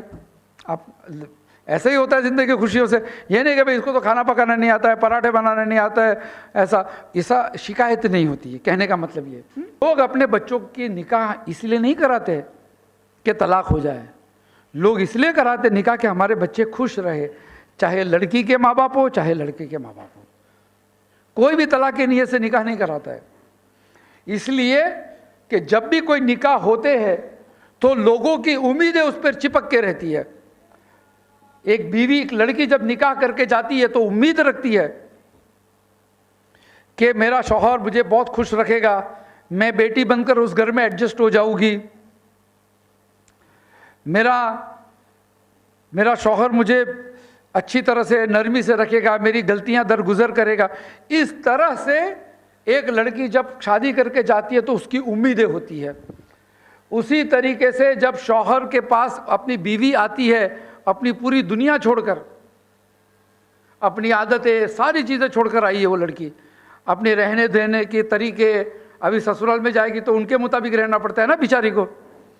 तो जब ये लड़की आती है आपके घर पे तो उसके शौहर को भी ये ख्वाहिश होती है, उम्मीद होती है कि मेरी बीवी आएगी तो मेरे माँ बाप के साथ अच्छा सलूक करेगी, हमारे घर की बहू जो है बेटी बन के रहेगी। होता है ना, यही उम्मीद होती है। कोई तलाक की नीयत से या कोई झगड़े की नीयत से नहीं आता है, झगड़ा बाद में शैतान कराता है। और लड़की के माँ बाप भी अपनी बेटी जो देते हैं तो उम्मीद रखते हैं कि हमारी बेटियां खुश रहेगी, वक्तन फ़क्तन खबरें आएगी कि बेटी खुश है, नवासे हुए, नवासी हुई हमको। और लड़के का बाप जब माँ बाप जब बहू लाते तो वो भी यही उम्मीद रखते, सबकी उम्मीद है, कितने लोगों की उम्मीद है कि हमारी बहू रहेगी वो बेटी बन के रहेगी, हमारी बेटी तो चली जाएगी, किसी और की बेटी आएगी वो हमको खुश रखेगी। इस तरह से बहुत सारे लोगों की एक निकाह में उम्मीदें बनी रहती है, लेकिन किसी और की भी कुछ उम्मीदें होती है और शैतान वो भी उम्मीद रखता है। और कुरान सूरह यूसुफ में कहते हैं, ऐलान करता है कुरान कि शैतान आपस में झगड़े कराता है। और आपको हदीस सुनी होगी कि सबसे ज़्यादा इज्जत वो उस शैतान की करता है, इब्लीस, जिसने मियाँ बीवी के बीच में झगड़े कराया। इसीलिए दरगुजरी, एक दूसरे की गलतियां माफ़ करना, छोड़ देना, ये अल्लाह के नज़दीक बहुत महबूब है। क्यों? कि ये आपको शैतान से दूर ले जाती है और अल्लाह के नज़दीक लेकर आता है। तो किस तरह से एक शादीशुदा ज़िंदगी खुशियों से भरपूर हो सकती है? नंबर 1, निकाह के तरफ हमारा एटीट्यूड सही होना चाहिए। आपकी बेगम हो या आपका शौहर हो, इनमें कोई भी कमी बोशी होगी। कोई सुस्त होता है, कोई लेज़ी होता है, कोई डिले करता है, कोई काम करने में धीमा होता है, कोई पैसा नहीं कमाता है। हर शख्स के अंदर कुछ ना कुछ नुस्ख उसके पर्सनालिटी में होती है। उसको प्यार से करेक्ट करो या बर्दाश्त करो, जब तक कि शिर्क और बिद्दत या अल्लाह की नाफरमानी में वो चीज़ जाती नहीं। कभी भी अपने स्पाउस या अपना शौहर या अपनी बीवी को ग्रेडिंग मत देते रहो कि तुम्हारा फिगर कैसा है, तुम्हारी हाइट कैसी है, तुम्हारी बॉडी कैसी है, तुम कितने खूबसूरत हो। इस तरह से ये सब बातें करके ग्रेडिंग मत किया करो। लोग शादी के 25-25 साल भी ऐसी बातें करते हैं, हमारी बीवी का वजन बढ़ गया, डाइटिंग करा रहे हैं। 25 साल के बाद वजन तो बढ़ेगा ही इंसान का। आपके सर से भी तो बाल थोड़े चले गए, सफ़ेद हो गए, तो आप वो बेचारी कुछ कहती है क्या कि आप भी कुछ करो, बाल वापस लेकर आओ, पेट अंदर ले लो? कुछ नहीं कहती। आपकी तनख्वाह कम हो गई, आप 2 घंटा ऑफिस में ज़्यादा जाते हो और घर पे लेट आते हो, सो जाते हो, वो भी तो शिकायत नहीं करती है। तो कभी भी एक दूसरे की ग्रेडिंग्स नहीं होती है शादीशुदा ज़िंदगी में। ग्रेडिंग हो गई, पसंद किया तभी। Don't ever think a marriage exist without fight. यह कभी मत सोचो कि खूबसूरत निकाह वही होता है जिसमें कभी झगड़े ही नहीं हो। कैसे नहीं हो सकते झगड़े? शैतान तो है। यूसुफ अलैहिस्सलाम का झगड़ा उनके भाई के साथ, भाइयों का झगड़ा यूसुफ अलैहिस्सलाम के साथ करा दिया उसने। आदम और हवा को जन्नत से निकाल दिया। वो तो आएगा ही आएगा, मौत तक आपके पीछे पड़ेगा। अब आप कैसे फैसले करते हैं उस पर है।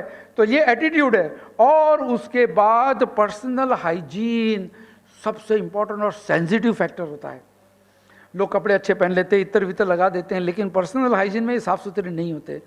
कुछ लोग पेशाब करने के बाद इस्तिंजा बराबर नहीं करते हैं, कुछ लोग ब्रश बराबर नहीं करते हैं, कुछ लोग बाल बराबर नहीं रखते हैं, लेकिन बाहर जाते तो खूबसूरत रहते हैं और अपने बीवी और अपने शौहर के साथ खूबसूरत बनकर पेश नहीं होते हैं। तो personal hygiene plays a very important factor relations को मीठा बनाने में। और मदर इन लॉ, अब देखिए सबसे ज़्यादा गिबत किसकी होती है? मदर इन लॉ की। आप लोग ने महसूस किया होगा सोसाइटियों में सबसे ज़्यादा गिबत बिचारी मदर इन लॉ। जब भी कोई लड़की मैके आती है नई शादी करके तो सब पूछे सास कैसी है, सास कैसी है। और जब भी आप शादियों में देखोगे तो औरतें यही बात करती है, आप उसकी सास मिली कैसी है। और जब रिश्ता पसंद करते हैं तो पूछते हैं कितनी बहनें हैं लड़के को, क्यों? अरे हमारी बेटी को तकलीफ नहीं रहनी चाहिए। तो कहते हैं अरे एक भी बहन नहीं है तो रिश्ता बहुत अच्छा है। अरे भाई औलाद तो नेमत है और ज़्यादा बेटियां यानी आदमी जन्नती है अगर मोमिन है तो, और आप पसंद नहीं करते हो। यानी मुसलमान उल्टा सोचने लगा है, इसीलिए शादीशुदा ज़िंदगी में सुकून नहीं मिलता। अल्लाह ने फरमाया औज़ु बिल्लाहि मिनश शैतानिर रजीम वमिन आयातिही अन खलक़ लकुम मिन अनफुसिकुम अज़वाज, अल्लाह की निशानियों में से निशानी ये है उन्होंने तुम्हारे लिए अल्लाह ने अज़वाज बनाए लितस्कुनू इलैहा, ताकि तुम्हारे अंदर सुकून हो। और अगर सुकून नहीं है तो झगड़े, फसाद, बेपर्दगी, बेहयाई, सारी चीज़ें बुराइयां घुस जाती है। इसीलिए मदर इन लॉ का आम तौर पे लोगों का यही सवाल होता है कि तुम्हारी मदर इन लॉ कैसी है। और फैमिली में भी वही डिस्कशन ज़्यादा होता है। ये MIL मिल ये शॉर्टकट है। लोग आजकल व्हाट्सएप का जनरेशन जो है, व्हाट्सएप यूनिवर्सिटी या व्हाट्सएप स्कूल्स में ये टर्म मदर इन लॉ के बारे में लगाया जाता है। अब देखिए लड़कियां इतनी डरने लगी अपनी सास से शादी के पहले कि लोगों ने इसका एक कारोबार बना दिया है, how to handle your mother in law. आप पिन इंटरेस्ट पे जाओगे ना तो आपको बहुत सारे वर्कशॉप्स मिलेंगे ऐसे for new brides, taking care of your mother in law, dealing with your mother in law. ये देखिए किताबें बेस्ट सेलर लाखों में बिकती है। हाँ, 6 सीक्रेट्स टू गुड रिलेशनशिप। हालांकि सीक्रेट तो मैंने आपको बता दिए, सीक्रेट यही है कि आप अल्लाह का शुक्रिया अदा करो, जो भी अल्लाह ने नसीब किया। अल्लाह गलती कभी नहीं करता है, एक ही सीक्रेट है, लेकिन लोग खरीदते हैं, माल बिकता है। 7 beautiful ways to better relationship with mother in laws. अब ये 7 ब्यूटीफुल पे 600 पे सफ़े की किताब है और उसमें 7 ही चीज़ का तस्करा करेंगे। यानी दुकानें लोगों ने बना दी है, आप भी कुछ लिख सकते हो, बिक जाएगी उर्दू में। अपनी सास को कैसे ठीक करना, अपनी सास को कैसे अच्छी रखना, मस्का कैसे मारना, कुछ भी लिख सकते हो, लोग खरीद लेंगे, आप यकीन मानिए। लोगों के पास कुरान पढ़ने का टाइम नहीं है लेकिन ये सब पढ़ते हैं। अब ये देखिए कितनी किताबें हैं, 300 रुपये, 400 रुपया, 170 रुपये, dealing with in laws in marriage.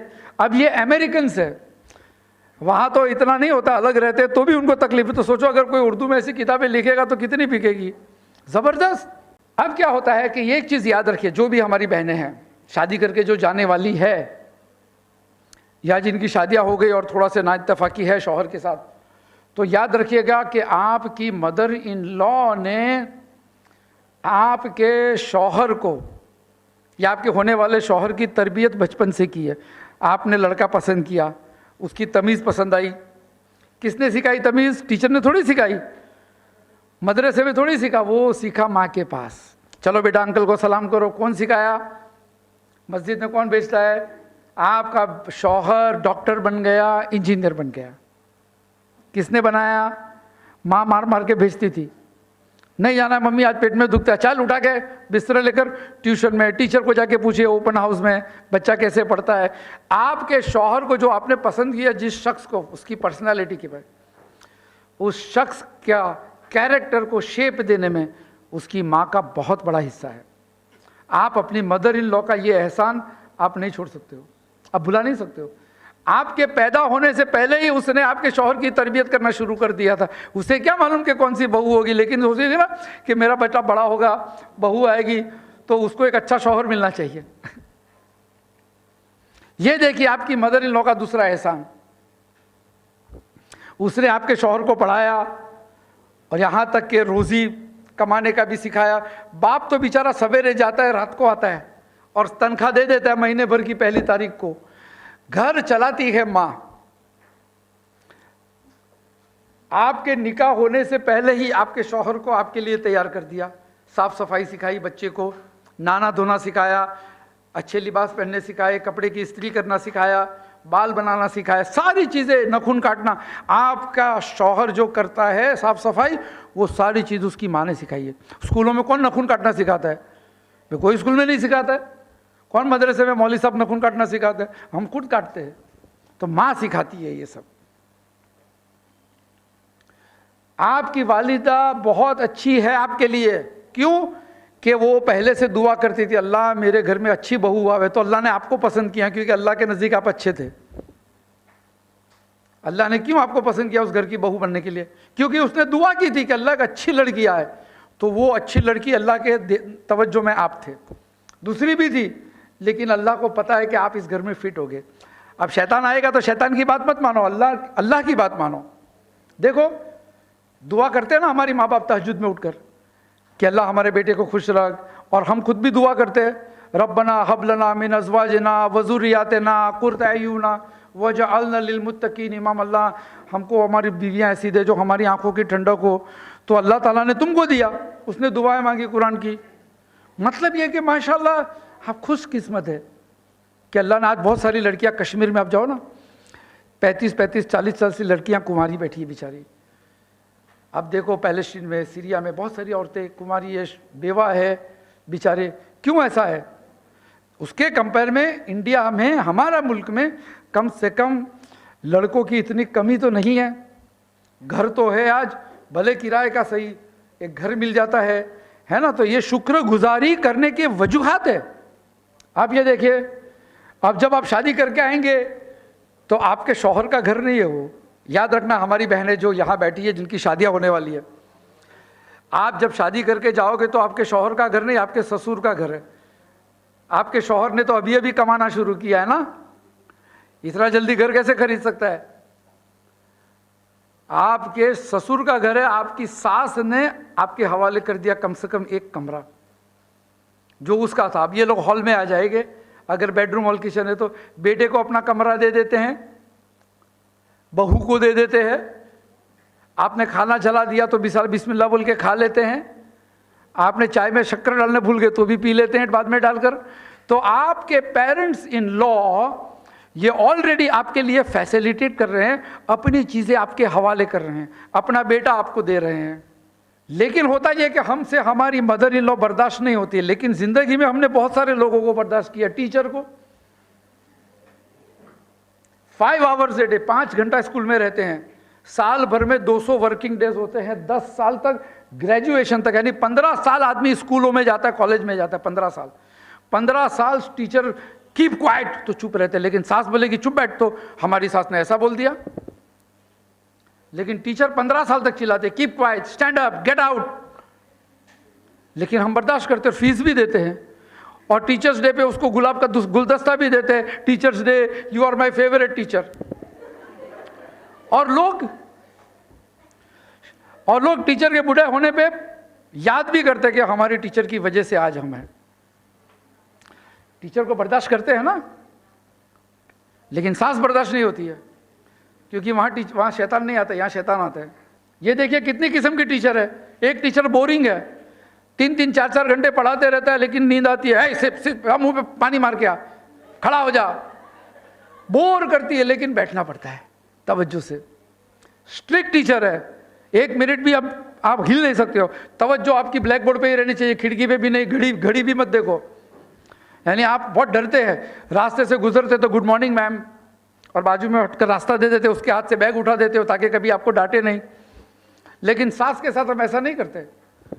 Long hours, कुछ टीचर ऐसी है कि संडे को भी बुलाती है, पोर्शन कंप्लीट नहीं हुआ है, एक्स्ट्रा क्लासेस, तो सब बच्चे लोग सबसे ज़्यादा पसंद नहीं करते संडे को आने का, एक्स्ट्रा क्लासेस। तो ऐसी टीचर हम बर्दाश्त करते हैं। लेकिन अगर मदर इन लॉ ने कभी कुछ बातें की अपने ज़माने की तो बोर हो गए, अब अम्मा बोर करती है। कभी मदर इन लॉ थोड़ी स्ट्रिक्ट हो गई, बेटा नमक ज़्यादा पड़ गया, तो हमको बुरा लग जाता है, 4 दिन तक हम कमरे के बाहर नहीं आते। अम्मा को, खाला को, सबको फ़ोन करके बोला कैसा रिश्ता कराया तुमने हमारा।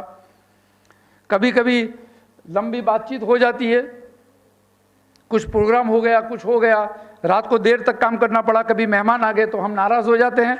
लेकिन टीचर को हम सैलरियाँ देते हैं, रोज़ डे पे फ्लावर्स देते हैं, टीचर्स डे सेलिब्रेट करते हैं, mother in law day celebrate कोई नहीं करता। हम स्कूल में भी देखें, कि 10 साल 12 साल तक हम दूसरों के बच्चों के साथ बैठे, घर में हमारे भाई बहन के साथ हम इतना वक्त नहीं गुजारते। घर पे रहते हैं लेकिन वो अपने होमवर्क करते हैं, हम अपना होमवर्क करते हैं, वो खेलने चला गया, भाई बहन किचन में चली गई, वक्त नहीं मिलता है। लेकिन सहेलियों के साथ हम बैठे रहते 5-5 घंटे, लड़ते भी है, झगड़ते भी है। लेकिन 10 साल के बाद जब जाते हैं स्कूल छोड़ के, सेंट ऑफ के टाइम पे हम रोते हैं, लेकिन झगड़ते थे, गीबतें करते थे, शिकायतें करते थे, मैम उसने ऐसा किया, फिर मम्मी को लेकर आते थे, वो लड़की क्लास में सताती है। ये सारी चीज़ें होती है, बर्दाश्त करते हैं हम लोगों को, और करियर बनाने के लिए करते हैं। क्यों करते हैं? बर्दाश्त कर, कौन सी स्कूल में जाएंगे भाई, सभी जगह पर वैसा ही होगा, टीचर स्ट्रिक्ट होगी, बोरिंग होगी, सहेलियां लड़ेगी। लेकिन करियर बनाना है, मुझे डॉक्टर बनना है, इंजीनियर बनना है, कुछ बनना है, तो ये सब बर्दाश्त करना पड़ता है कि नहीं? लेकिन घर को सुख खुश रखने के लिए सांस को बर्दाश्त नहीं करते हमारी बहनें। देखिए, आप पढ़ लिख कर काम पे चले जाते हैं तो बॉस गुस्से वाला होगा तो भी बर्दाश्त कर देगी बेचारी। क्यों? कि सैलरी मिलती है। उसने बेचारी ने अपना पूरा घर दे दिया, सास ने, मैंने भी बताया आपको। लेकिन वो नहीं। हम ऑफिस पॉलिटिक्स बर्दाश्त करते हैं। ऑफिसों में बहुत पॉलिटिक्स होता है, कॉर्पोरेट में। कभी गीबत होती है, कभी झूठ अफवाहें फैलती है, स्पाइंग होती है। हाँ, तुमने काम किया और हमने बताया बॉस को कि हमने किया। इस तरह की पॉलिटिक्स ऑफिसों में बहुत होती है। 8 घंटा रोजाना और जिंदगी के 30 साल हम काम करते हैं क्योंकि हमको सैलरी मिलती है। ऑफिस कैसी है? अच्छी है, जॉब नहीं छोड़ते, लेकिन सास को छोड़कर अलग रहने का फतवा हम पहले ढूंढते हैं। It is not difficult to adjust with in laws. आता है आपको?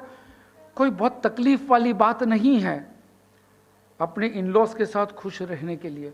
कोई ज्यादा तकलीफ वाली बात नहीं है, बड़ा आसान है। इस्लाम एनकरेजेस यूनिटी। इस्लाम को इसलिए कहा ना, मिलजुल को, वह अतसिमु बिहब्लिल्लाहि जमीओ वला तफर्रकू। ये सिर्फ फिरकेबाजी की बात थोड़ी है, हर जगह पर है कि तुम सब मिलकर अल्लाह की रस्सी मजबूती से पकड़ लो और आपस में बटो मत, तफरका मत करो, आपस में तफरका मत करो। और कब आती है unity? By respecting and serving the elders. यहां से शुरू होता है। अल्लाह के रसूल सल्लल्लाहु अलैहि वसल्लम की बीवी हज़रत खतीजा रदी अल्लाह अन्हा, इनका जब इंतकाल हुआ उसके बरसों बाद भी अल्लाह के रसूल सल्लल्लाहु अलैहि वसल्लम जब भी ईद में कोई बकरा ज़बह करते थे तो उसका गोश्त अपनी बीवी के रिश्तेदार और सहेलियों के घर पे भी भेजते थे। ससुराल वालों को इज्जत करते थे। बात समझ में आई? तो जब तक मैं शौहर होने की हैसियत से अपने माँ बाप की इज्जत, अपने ससुराल की इज्जत नहीं करूँगा तो मेरी बीवी भी मेरी इज्जत नहीं करेगी।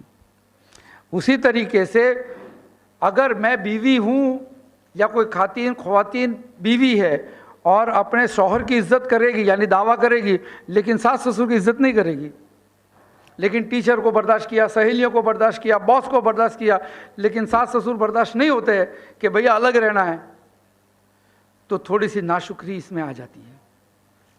क्योंकि अल्लाह ने तुमको तो सब चीज़ों से आजमाया, तुम सब जगह पे खरे उतरे। तो unity comes from respecting and serving elders.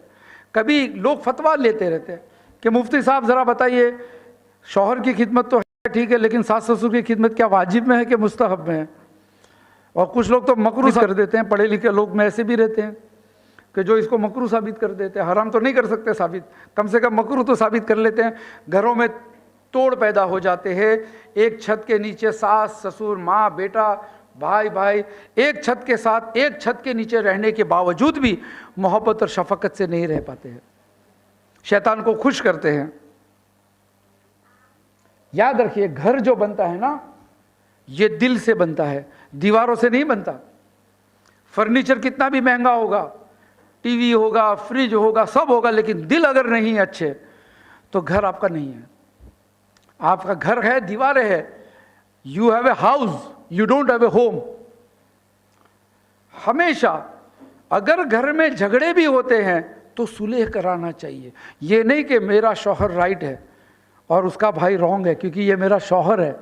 अल्लाह ताला ने कुरान में फरमाया, बड़े अच्छे अंदाज में अल्लाह ने कुरान में फरमा दिया कि दो भाइयों के बीच में सुलह कराओ।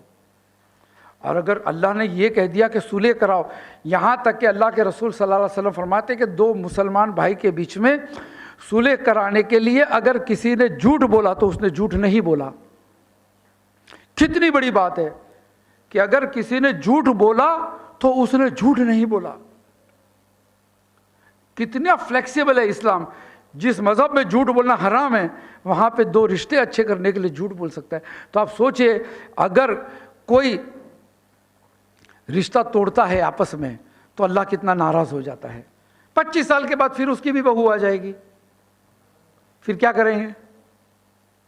तो मालूम यह हुआ कि घर के जो बड़े होते हैं, अल्लाह के रसूल सल्लल्लाहु अलैहि वसल्लम ने एक महफिल में एक डेलीगेशन आया अल्लाह के रसूल सल्लल्लाहु अलैहि वसल्लम के पास मिलने के लिए बाहर से। तो अल्लाह के रसूल सल्लल्लाहु अलैहि वसल्लम कुछ पूछते थे तो एक शख्स खड़ा होकर जवाब देता, यंग बच्चा था, जवान। कुछ भी पूछते तो वही जवाब देता, कुछ भी पूछते वही जवाब देता। अल्लाह के रसूल रुक गए, कहा कि बेटा तुम अकेले आए हो? कहा कि नहीं, ये मेरे अब्बा है। तो कहा कि आपके अब्बा है और दूसरे बड़े आपके साथ है ना, तो पहले उनको मौका दो बात करने का, फिर आप बोलो। हमारे यहाँ क्या, जो स्मार्ट होता है वही बोलता है। ये लिबरल कल्चर हमारे यहाँ आ गया। इस्लामिक तहजीब में क्या है कि जो बड़ा है वो बात करे, नहीं लेकिन उसको अंग्रेजी नहीं आती तो हिंदी में बात करेगा। इंडिया में किसको अंग्रेजी में बात करना ही आता है? हिंदी में बात करना सभी को आता है। तो ये अल्लाह के रसूल सल्लल्लाहु अलैहि वसल्लम के ज़माने में ऐसे ही होता था। हज़रत अबू हुरैरा एक दफ़ा रास्ते पे चल रहे हैं और सामने से दो शख्स आते, एक नौजवान है और एक ज़ईफ़ है। दोनों ने देखा, रे सहाबी रसूल। तो जल्दी जल्दी दोनों चलने लगे उनको मुसाफा करने के लिए, दोनों बड़े मियाँ और छोटे मियाँ। अब वो जवान था, वो थोड़ा सा जवान है तो चलकर तेज़ी से आ गया, अबू हुरैरा अस्सलाम वालेकुम शेख। उसके बाद अबू हुरैरा वालेकुम सलाम, रुक गए। अब वो बड़े मियाँ हैं तो जवान से पूछते, ये कौन है? कि मेरे अब्बा है। तो बोले, बेटा याद रखना, कभी भी अपने अब्बा के आगे नहीं निकलना, पीछे रहना। ये बहुत ही सही वाक़या है। खतीब बगदाद ने अपने किताब में लिखा है इस वाक़ये को, बहुत सही हदीस है। मैंने बहुत मोतबर उलमा से ये वाक़या सुना हूँ। तो कितनी बड़ी बात है कि वो क्या सलाम करने भाग कर आया। आपको कोई सलाम करने भाग कर आएंगे, आप कितने खुश हो जाएंगे हम। लेकिन यहाँ कहा बेटा वो तुम्हारे अब्बा है ना, उनसे आगे नहीं चला, हमेशा पीछे चलना। अल्लाह ताला ने फरमाया वबिल वालिदैन एहसान, माँ बाप के साथ एक्सीलेंट। हसन यानी गुड, एहसान यानी एक्सीलेंट। अल्लाह ने माँ बाप के साथ एक्सीलेंट का मामला कहा है। Excellent, excellent. माँ बाप कैसे भी हो, यहाँ तक कि मुशरिक माँ बाप भी हो तो भी आपका सुलूक अच्छा होना चाहिए। वो अलग बात है कि आप शिर्क नहीं करोगे, लेकिन सुलूक आपका अच्छा होना चाहिए माँ बाप के साथ। वबिल वालिदैन एहसान, अल्लाह ताला ने इस जुमले को ला तुशरिक बिल्लाह वबिल वालिदैन एहसान 6 मकामात पर अल्लाह ने इसी जुमले को दोनों मिलाकर कहा है। या बुनैया ला तुशरिक बिल्लाह इन्न शिर्क लजुल्मुल अजीम। उसके बाद बेटा माँ बाप के साथ अच्छा सलूक करो। यानी कितना इंपॉर्टेंस दिया अल्लाह ने माँ बाप का। अब अगर हमारे घर में झगड़े हो गए तो जाहिर सी बात है, अगर बेटा बहुत ही माँ बाप के साथ जुड़ा हुआ होगा तो बीवी का तलाक देगा तो किसी की बेटी का घर उजड़ गया।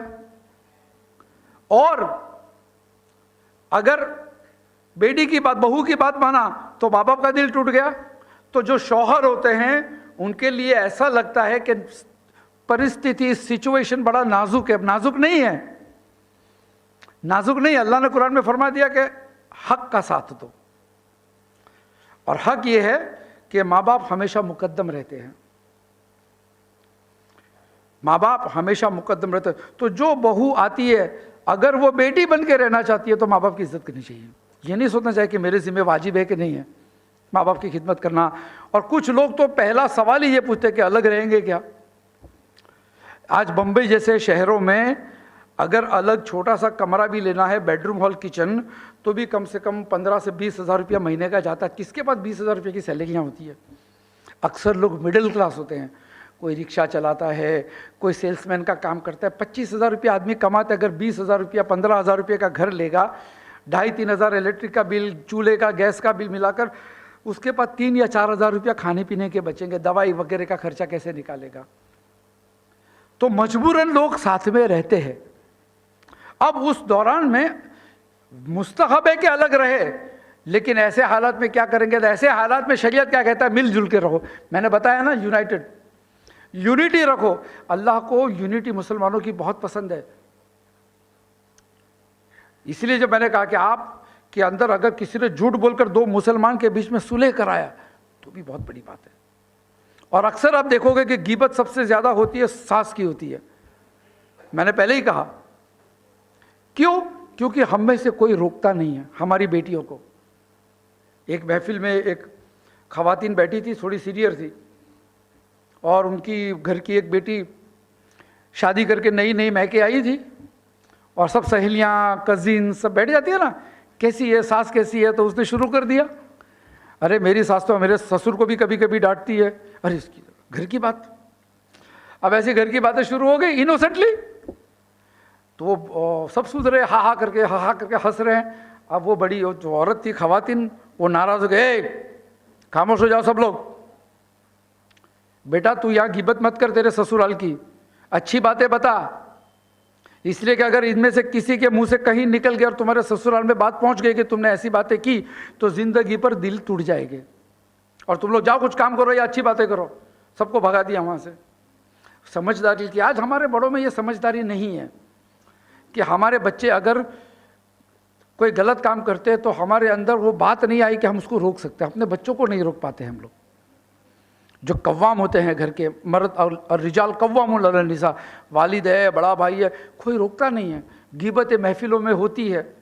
मुसलमान खिंजीर नहीं खाता है, मुसलमान शराब नहीं पीता, लेकिन इंसान का गोश्त है जो गिबत है वो खाता है। मज़ेदार शादी की महफिल में, मैयतों में, फुर्सत के औकात में हमारे डिस्कशंस यही चीज़ें रहती है।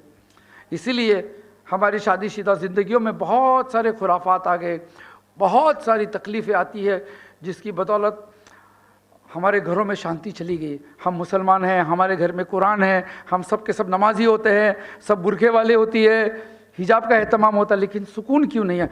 सुकून इसलिए कि हमने हक एक दूसरे का अदा नहीं किया।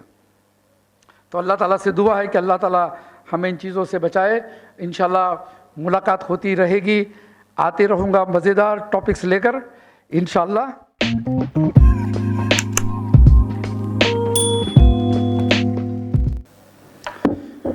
अगर इस मौजू के ऊपर किसी को कोई सवाल है या कोई कुछ अपने तरफ से कुछ कमेंट्स या कोई चाहता है कि मैं कुछ रोशनी डालूं तो बात कर सकते हैं। सवाल है किसी के जहन में? कोई बहन चाहे तो लिख कर दे सकती है, या भाइयों की तरफ से कोई सवाल अगर है यहाँ पे तो मौका है, आप पूछ सकते हैं।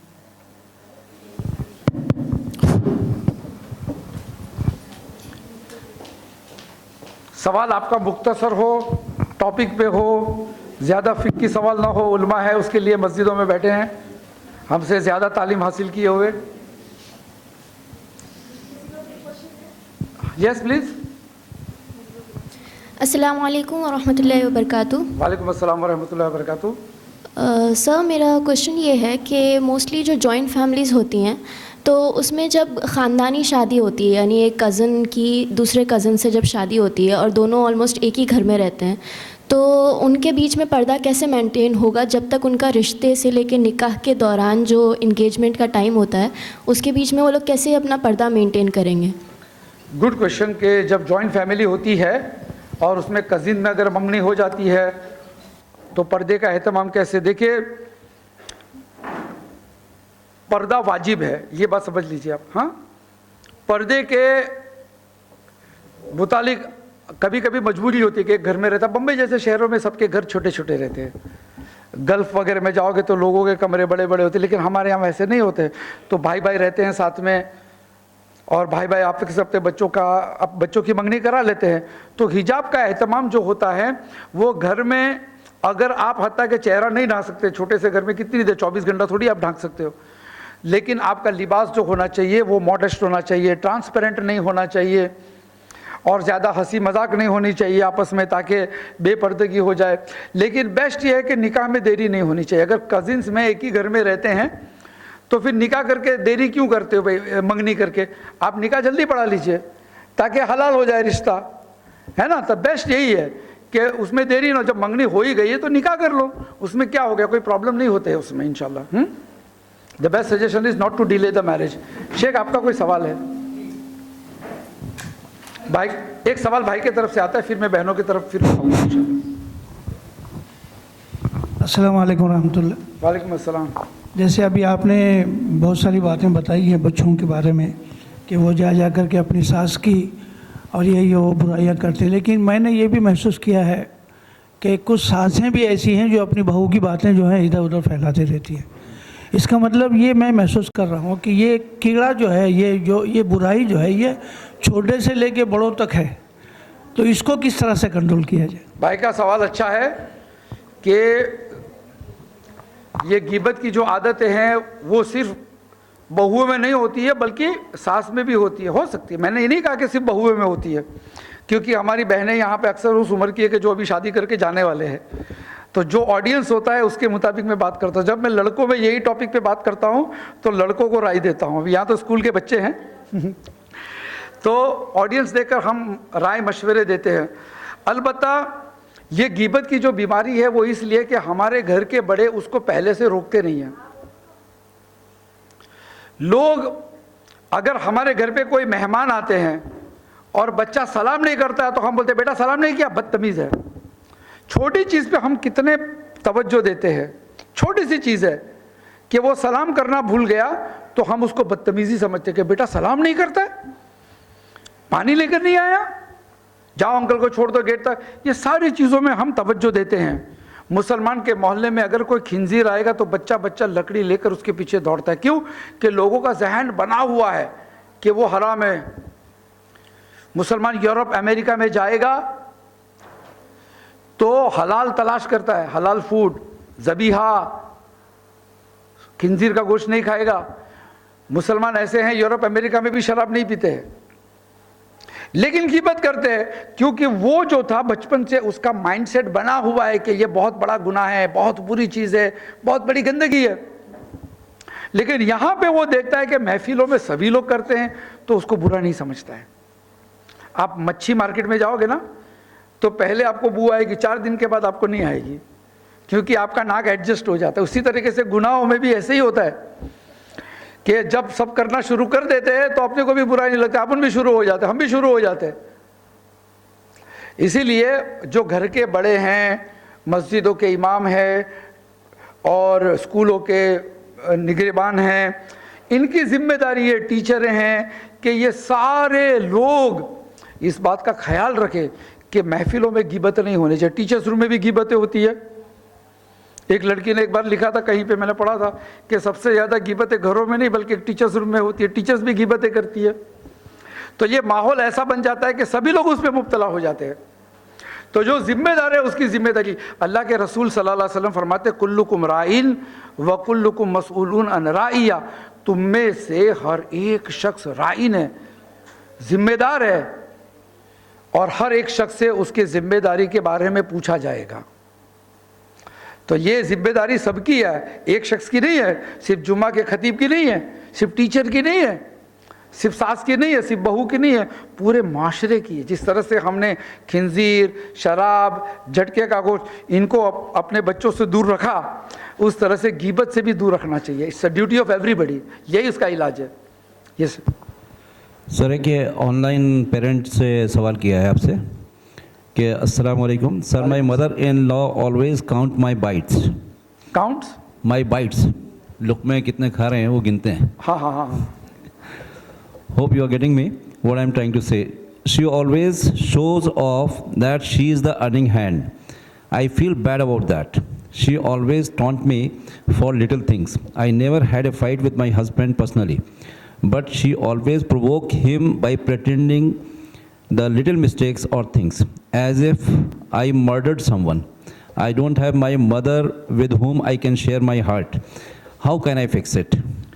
बहन का सवाल ये है कि भैया ऐसे सा, मैं सवाल ज़रा उर्दू में थोड़ा सा समझा देता हूँ कि भैया मेरी सास जो है मेरे लुक़मे गिनती है, यानी मेरे पे बहुत बारीकी से नज़र करती है मैं क्या करती हूँ।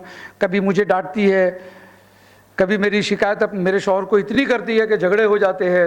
तो ऐसे हालत में मुझे क्या करना चाहिए? अल्लाह ताला ने कुरान में बता दिया कि वइन, अगर तुमने सब्र किया, अगर किसी शख्स ने सब्र किया, दरगुजरी की, किसी की कमज़ोरी के ऊपर पर्दा रखा और माफ़ कर दिया और करते रहे। यूसुफ अलैहिस्सलाम के भाइयों ने उनके साथ नाइंसाफ़ी की, जुल्म किया, कत्ल करने की कोशिश की। सास ने आपको तो जहर तो दिया नहीं है कि नहीं? कभी जहर तो दिया नहीं है।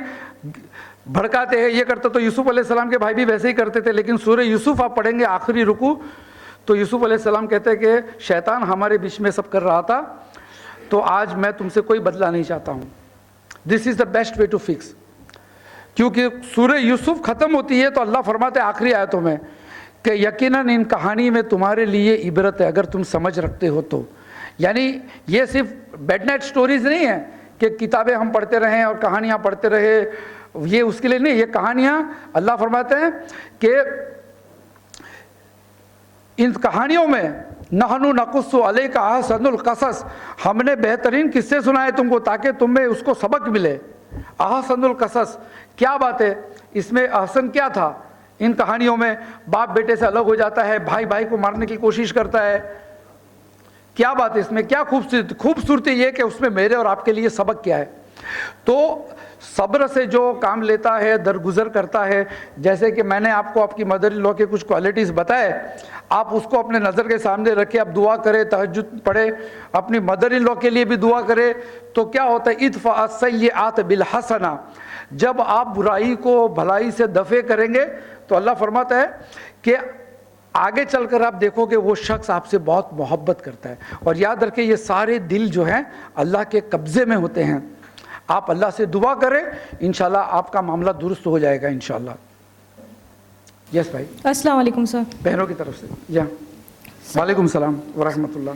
सर मेरा क्वेश्चन है कि मुझे पूछना है कि क्राइटेरिया क्या होता है एक पेरेंट का अपनी बच्चों की लाइफ में, जैसा इंटरफेरेंस कितना होता है कि कहाँ भी जा रहे, कुछ भी खा रहे, तो हर चीज़ उन लोगों को बता के ही करना है उनको। माँ बाप के साथ ससुर, सास ससुर को, जैसा बच्चा हमारा कहाँ गया, क्या खाया, तुम लोगों ने एक एक पल कहाँ गुजारे, पूरी डिटेल दो। हाँ, तो बहन का सवाल ये कि भैया सास ससुर को कितना आज़ादी है कि हमारी एक काम पे नज़र रखे। वो तो हमारे स्कूल में टीचर भी करती थी कि होमवर्क किया कि नहीं किया, नाखून काटे कि नहीं काटे, बाल बनाए कि नहीं बनाए, इंग्लिश बराबर बोल रहे हो। ये तो हमारी टीचर 15 साल तक करती ही थी ना। हमने कभी ओपन हाउस में हमारे माँ बाप ने नहीं कहा कि टीचर क्यों ऐसा सब पूछती है। हाँ सर, लेकिन मतलब एक एक चीज़, कुछ प्राइवेसी नहीं, कितना होना चाहिए? देखो प्राइवेसी जो है वो बेडरूम वाली इंटीमेसी प्राइवेसी होती है, उसके अलावा प्राइवेसी नहीं होती बहन। तो जैसा हर चीज़ है, कुछ अगर पूछते, माँ पूछ सकती है ना अपने बेटे को, बचपन से पूछती होगी बेटा किधर गया था, किसके साथ क्रिकेट खेल रहा था। हाँ सर, पर यह है कि शादी के बाद भी बच्चों को ईच एंड एवरीथिंग अपने पेरेंट्स को बोलना है। देखो वो फिर बच्चे पे है कि कितना बोलना कितना नहीं बोलना। वो वीडियो देखकर क्रॉस एग्जामिन थोड़ी कर सकती है। That is the smartness of the husband कि कितना बोलना कितना नहीं बोलना, कैसे बोलना। It can be fine, it can be sorted out, it should not be a point of dispute. अब जैसे एक होटल में गए तो तुम लोगों ने कितने रुपए का बिल बनाया, क्या क्या खाए, पूरी डिटेल पूछ सकती है, पूछ सकती है। क्यों कि आधी स्टोरी बताई। हो सकता है कि ससुर के पैसे से जा रहे हो होटल में खाने के लिए। नहीं, I am just telling you, देखो बुरा नहीं लगाना। सी हाँ सर, स्टोरी एक तरफ की आप बताते हो, हाँ सर, दूसरी स्टोरी मुझे नहीं पता। अगर मैं सास को पूछूंगा कि भाई क्यों, तो बोले कि भाई हर चौथे दिन होटलों में जाते खाते हैं, घर का खाना पड़ा रहता है, या कमाता नहीं है और होटलों में खाता, कुछ भी हो सकता है। We don't know the reasons. हाँ सर, नहीं शौहर का ही पैसा है और हाँ, तो शौहर का पैसा होता है तो हाँ, लेकिन ससुर के पैसे से नहीं जा रहे, और ऐसा भी नहीं है कि उड़ा रहे हैं, लेकिन हर चीज़ में सुबह से लेकर रात तक हर चीज़ के अंदर देखो माँ बाप का शरई एतबार से माँ बाप का हक है कि नहीं है। हाँ सर, पूछ सकते ना, उसमें पूछना तो कुछ गुनाह थोड़ी है। आप चुपके से शराब पी के तो आए नहीं हो कि आपको बोलने में डर लगता है। अब बोलो भाई चिकन खा के आए, थोड़ा सा आपके लिए भी लेकर आए, सीख कबाब लेकर आना चाहिए माँ बाप के लिए भी। तो this is how you sort it out. Yes sir. हमारे बेटे भी जाते हैं अपनी बहू को लेकर, हम पूछते नहीं है लेकिन पूछते क्या बेटा क्या खाया आज, प्यार से पूछते हैं। अब आपके लिए भी लाया हूँ, फ्रिज में रखा हूँ, है ना, हो जाता है। तो धीरे धीरे सॉर्ट आउट हो जाता है इस तरह। अच्छा सर, अगर ऐसा है कि कोई कोई सांस ऐसी होती है कि हर जगह जाओ तो हम मुझे लेकर जाओ, हमको साथ में लेकर जाओ। नहीं, डिपेंड्स अपॉन कहाँ जाते हैं, हर जगह पे कोई नहीं ले जाएगा। ऑफिस में नहीं लेके जाएगी आप, है कि नहीं? एक केस ऐसा था कि सास ने बोली कि हनीमून पे अकेले क्यों गए तुम लोग, मुझे नहीं, साथ में लेके जाओ। देखो हनीमून का टर्म इस्लामिक टर्म है ही नहीं, हाँ, ये तो वेस्टर्न कॉन्सेप्ट है। अब इसमें जब वेस्टर्न कॉन्सेप्ट चीज आ गई तो भी उसको बबल गम की तरह हम स्ट्रेच करेंगे तो नतीजे पे नहीं पहुंचेंगे, राइट? मतलब ऐसा बोलना अलबत्ता हाँ। कभी कभी माहौल के एतबार से माँ बाप इनसिक्योर रहते हैं कि हमारे जवान बच्चे अकेले जा रहे हैं ट्रैवल करने के लिए, कैसा है, कहीं कर्फ्यू है, कहीं दंगे हो गए, कुछ हो गए, तो उस एतबार से अगर कहते हैं तो हमको नहीं पता है आज माहौल कैसा है। हाँ। कि आज बुरखे वाले कहीं भी जाते कुछ भी हादसा हो जाता है आज तो उस एतबार से अगर कोई ओवर प्रोटेक्टिव है तो वी कैन नॉट से it is negative, that is all depending upon them, fine. तो इंशाल्लाह कभी मौका मिला तो इस पर और मजीद डिस्कशन करेंगे।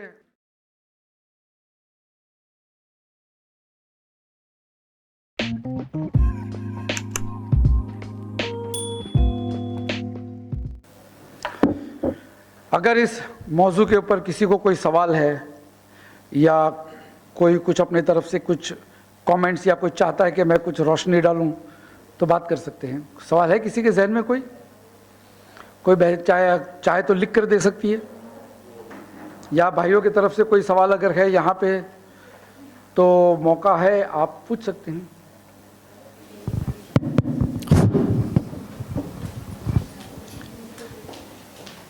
सवाल आपका मुख्तसर हो, टॉपिक पे हो, ज़्यादा फिक्की सवाल ना हो। उलमा है उसके लिए मस्जिदों में बैठे हैं, हमसे ज़्यादा तालीम हासिल किए हुए। Yes please.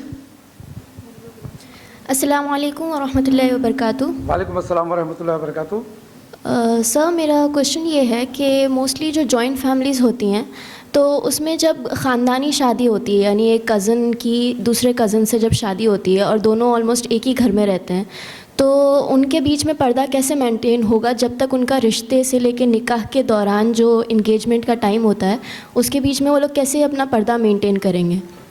Good question. के जब जॉइंट फैमिली होती है और उसमें कज़िन में अगर मंगनी हो जाती है तो पर्दे का एहतमाम कैसे? देखिए, पर्दा वाजिब है, ये बात समझ लीजिए आप। हाँ, पर्दे के मुतालिक कभी कभी मजबूरी होती है कि एक घर में रहता। बम्बई जैसे शहरों में सबके घर छोटे छोटे रहते हैं, गल्फ़ वगैरह में जाओगे तो लोगों के कमरे बड़े बड़े होते हैं, लेकिन हमारे यहाँ वैसे नहीं होते। तो भाई भाई रहते हैं साथ में और भाई भाई आपस अपने बच्चों की मंगनी करा लेते हैं। तो हिजाब का एहतमाम जो होता है वो घर में, अगर आप हत्ता के चेहरा नहीं ढांक सकते, छोटे से घर में कितनी देर 24 घंटा थोड़ी आप ढांक सकते हो, लेकिन आपका लिबास जो होना चाहिए वो मॉडेस्ट होना चाहिए, ट्रांसपेरेंट नहीं होना चाहिए और ज़्यादा हंसी मजाक नहीं होनी चाहिए आपस में ताकि बेपर्दगी हो जाए। लेकिन बेस्ट ये है कि निकाह में देरी नहीं होनी चाहिए। अगर कजिन्स में एक ही घर में रहते हैं तो फिर निकाह करके देरी क्यों करते हो भाई? मंगनी करके आप निकाह जल्दी पढ़ा लीजिए ताकि हलाल हो जाए रिश्ता, है ना? तो बेस्ट यही है कि उसमें देरी ना, जब मंगनी हो ही गई है तो निकाह कर लो, उसमें क्या हो गया, कोई प्रॉब्लम नहीं होते है उसमें इंशाल्लाह। The best suggestion is not to delay the marriage. शेख, आपका कोई सवाल है? भाई, एक सवाल भाई की तरफ से आता है, फिर मैं बहनों की तरफ फिर बताऊंगा इंशाल्लाह। अस्सलाम वालेकुम रहमतुल्लाह। वालेकुम अस्सलाम। जैसे अभी आपने बहुत सारी बातें बताई हैं बच्चों के बारे में कि वो जा कर के अपनी सास की और यही वो बुराइयां करते हैं, लेकिन मैंने ये भी महसूस किया है कि कुछ सासें भी ऐसी हैं जो अपनी बहू की बातें जो हैं इधर उधर फैलाती रहती हैं। इसका मतलब ये मैं महसूस कर रहा हूँ कि ये कीड़ा जो है, ये बुराई जो है, ये छोटे से लेके बड़ों तक है। तो इसको किस तरह से कंट्रोल किया जाए? भाई का सवाल अच्छा है कि ये गिबत की जो आदतें हैं वो सिर्फ बहुओं में नहीं होती है बल्कि सास में भी होती है। हो सकती है, मैंने ये नहीं कहा कि सिर्फ बहुओं में होती है, क्योंकि हमारी बहनें यहाँ पे अक्सर उस उम्र की है कि जो अभी शादी करके जाने वाले हैं, तो जो ऑडियंस होता है उसके मुताबिक मैं बात करता हूँ। जब मैं लड़कों में यही टॉपिक पे बात करता हूँ तो लड़कों को राय देता हूँ। यहाँ तो स्कूल के बच्चे हैं तो ऑडियंस देकर हम राय मशवरे देते हैं। अलबत्ता ये गिबत की जो बीमारी है वो इसलिए कि हमारे घर के बड़े उसको पहले से रोकते नहीं हैं। लोग अगर हमारे घर पे कोई मेहमान आते हैं और बच्चा सलाम नहीं करता है तो हम बोलते हैं बेटा सलाम नहीं किया, बदतमीज़ है। छोटी चीज़ पे हम कितने तवज्जो देते हैं। छोटी सी चीज़ है कि वो सलाम करना भूल गया तो हम उसको बदतमीज़ी समझते हैं कि बेटा सलाम नहीं करता है, पानी लेकर नहीं आया, जाओ अंकल को छोड़ दो गेट तक। ये सारी चीज़ों में हम तवज्जो देते हैं। मुसलमान के मोहल्ले में अगर कोई खिंजीर आएगा तो बच्चा बच्चा लकड़ी लेकर उसके पीछे दौड़ता है। क्यों? कि लोगों का जहन बना हुआ है कि वो हराम है। मुसलमान यूरोप अमेरिका में जाएगा तो हलाल तलाश करता है, हलाल फूड, ज़बीहा, खिंजीर का गोश्त नहीं खाएगा। मुसलमान ऐसे हैं यूरोप अमेरिका में भी शराब नहीं पीते हैं, लेकिन गिबत करते हैं क्योंकि वो जो था बचपन से उसका माइंडसेट बना हुआ है कि ये बहुत बड़ा गुनाह है, बहुत बुरी चीज़ है, बहुत बड़ी गंदगी है। लेकिन यहाँ पे वो देखता है कि महफिलों में सभी लोग करते हैं तो उसको बुरा नहीं समझता है। आप मच्छी मार्केट में जाओगे ना तो पहले आपको बू आएगी, 4 दिन के बाद आपको नहीं आएगी, क्योंकि आपका नाक एडजस्ट हो जाता है। उसी तरीके से गुनाहों में भी ऐसे ही होता है कि जब सब करना शुरू कर देते हैं तो अपने को भी बुरा नहीं लगता, अपन भी शुरू हो जाते हैं, हम भी शुरू हो जाते हैं। इसीलिए जो घर के बड़े हैं, मस्जिदों के इमाम हैं और स्कूलों के निगरान हैं, इनकी जिम्मेदारी है, टीचर हैं, कि ये सारे लोग इस बात का ख्याल रखें कि महफिलों में गिबत नहीं होनी चाहिए। टीचर्स रूम में भी गिबतें होती है। एक लड़की ने एक बार लिखा था, कहीं पे मैंने पढ़ा था कि सबसे ज़्यादा गिबतें घरों में नहीं बल्कि टीचर्स रूम में होती है। टीचर्स भी गिबतें करती है। तो ये माहौल ऐसा बन जाता है कि सभी लोग उसमें मुब्तला हो जाते हैं। तो जो जिम्मेदार है उसकी जिम्मेदारी, अल्लाह के रसूल सल्लल्लाहु अलैहि वसल्लम फरमाते कुल्लुकुम राइन व कुल्लुकुम मसऊलुन अन राइया, तुम में से हर एक शख्स राइन है, जिम्मेदार है, और हर एक शख्स से उसके जिम्मेदारी के बारे में पूछा जाएगा। तो ये जिम्मेदारी सबकी है, एक शख्स की नहीं है, सिर्फ जुम्मा के खतीब की नहीं है, सिर्फ टीचर की नहीं है, सिर्फ सास की नहीं है, सिर्फ बहू की नहीं है, पूरे माशरे की है। जिस तरह से हमने खिंजीर, शराब, झटके का गोश्त इनको अपने बच्चों से दूर रखा, उस तरह से गिबत से भी दूर रखना चाहिए। It's a duty of everybody, यही उसका इलाज है। यस सर, एक ऑनलाइन पेरेंट से सवाल किया है आपसे कि अस्सलाम वालेकुम sir, my mother in law always count my bites. Counts my bites, लुक़मे कितने खा रहे हैं वो गिनते हैं। हाँ हाँ हाँ हाँ। Hope you are getting me what I am trying to say. She always shows off that she is the earning hand. I feel bad about that. She always taunt me for little things. I never had a fight with my husband personally, but she always provoked him by pretending the little mistakes or things as if I murdered someone. I don't have my mother with whom I can share my heart. How can I fix it? बहन का सवाल ये है कि भैया ऐसे सब, मैं सवाल ज़रा उर्दू में थोड़ा सा समझा देता हूँ कि भैया मेरी सास जो है मेरे लुक़मे गिनती है, यानी मेरे पे बहुत बारीकी से नज़र करती है मैं क्या करती हूँ। कभी मुझे डांटती है, कभी मेरी शिकायत अब मेरे शौहर को इतनी करती है कि झगड़े हो जाते हैं। तो ऐसे हालत में मुझे क्या करना चाहिए? अल्लाह ताला ने कुरान में बता दिया कि वइन, अगर तुमने सब्र किया, अगर किसी शख्स ने सब्र किया, दरगुजरी की, किसी की कमज़ोरी के ऊपर पर्दा रखा और माफ़ कर दिया और करते रहे। यूसुफ अलैहिस्सलाम के भाइयों ने उनके साथ नाइंसाफ़ी की, जुल्म किया, कत्ल करने की कोशिश की। सास ने आपको तो जहर तो दिया नहीं है कि नहीं? कभी जहर तो दिया नहीं है। भड़काते हैं, ये करते। तो यूसुफ अलैहिस्सलाम के भाई भी वैसे ही करते थे। लेकिन सूरह यूसुफ आप पढ़ेंगे आखिरी रुकू, तो यूसुफ अलैहिस्सलाम कहते हैं कि शैतान हमारे बीच में सब कर रहा था, तो आज मैं तुमसे कोई बदला नहीं चाहता हूँ। This is the best way to fix. क्योंकि सूरह यूसुफ ख़त्म होती है तो अल्लाह फरमाते हैं आखिरी आयतों में कि यकीनन इन कहानी में तुम्हारे लिए इबरत है अगर तुम समझ रखते हो तो। यानी ये सिर्फ बेड नाइट स्टोरीज़ नहीं है कि किताबें हम पढ़ते रहें और कहानियाँ पढ़ते रहे, ये उसके लिए नहीं। ये कहानियाँ अल्लाह फरमाते हैं कि इन कहानियों में नहनु नकुस्सु अलैका अहसनुल क़सस, हमने बेहतरीन किस्से सुनाए तुमको ताकि तुम्हें उसको सबक मिले। अहसनुल क़सस, क्या बात है इसमें? अहसन क्या था इन कहानियों में? बाप बेटे से अलग हो जाता है, भाई भाई को मारने की कोशिश करता है, क्या बात है इसमें? क्या खूबसूरती? खूबसूरती ये कि उसमें मेरे और आपके लिए सबक क्या है। तो सब्र से जो काम लेता है, दरगुजर करता है, जैसे कि मैंने आपको आपकी मदर इन लॉ के कुछ क्वालिटीज़ बताए, आप उसको अपने नज़र के सामने रखें, आप दुआ करें, तहज्जुद पढ़े, अपनी मदर इन लॉ के लिए भी दुआ करें। तो क्या होता है, इदफ़ा सय्यआत बिल हसना, जब आप बुराई को भलाई से दफ़े करेंगे तो अल्लाह फरमाता है कि आगे चलकर आप देखोगे वो शख्स आपसे बहुत मोहब्बत करता है। और याद रखें, ये सारे दिल जो हैं अल्लाह के कब्ज़े में होते हैं। आप अल्लाह से दुआ करें, इंशाल्लाह आपका मामला दुरुस्त हो जाएगा इंशाल्लाह। यस भाई। अस्सलाम वालेकुम सर। बहनों की तरफ से या वालेकुम सलाम व रहमतुल्लाह।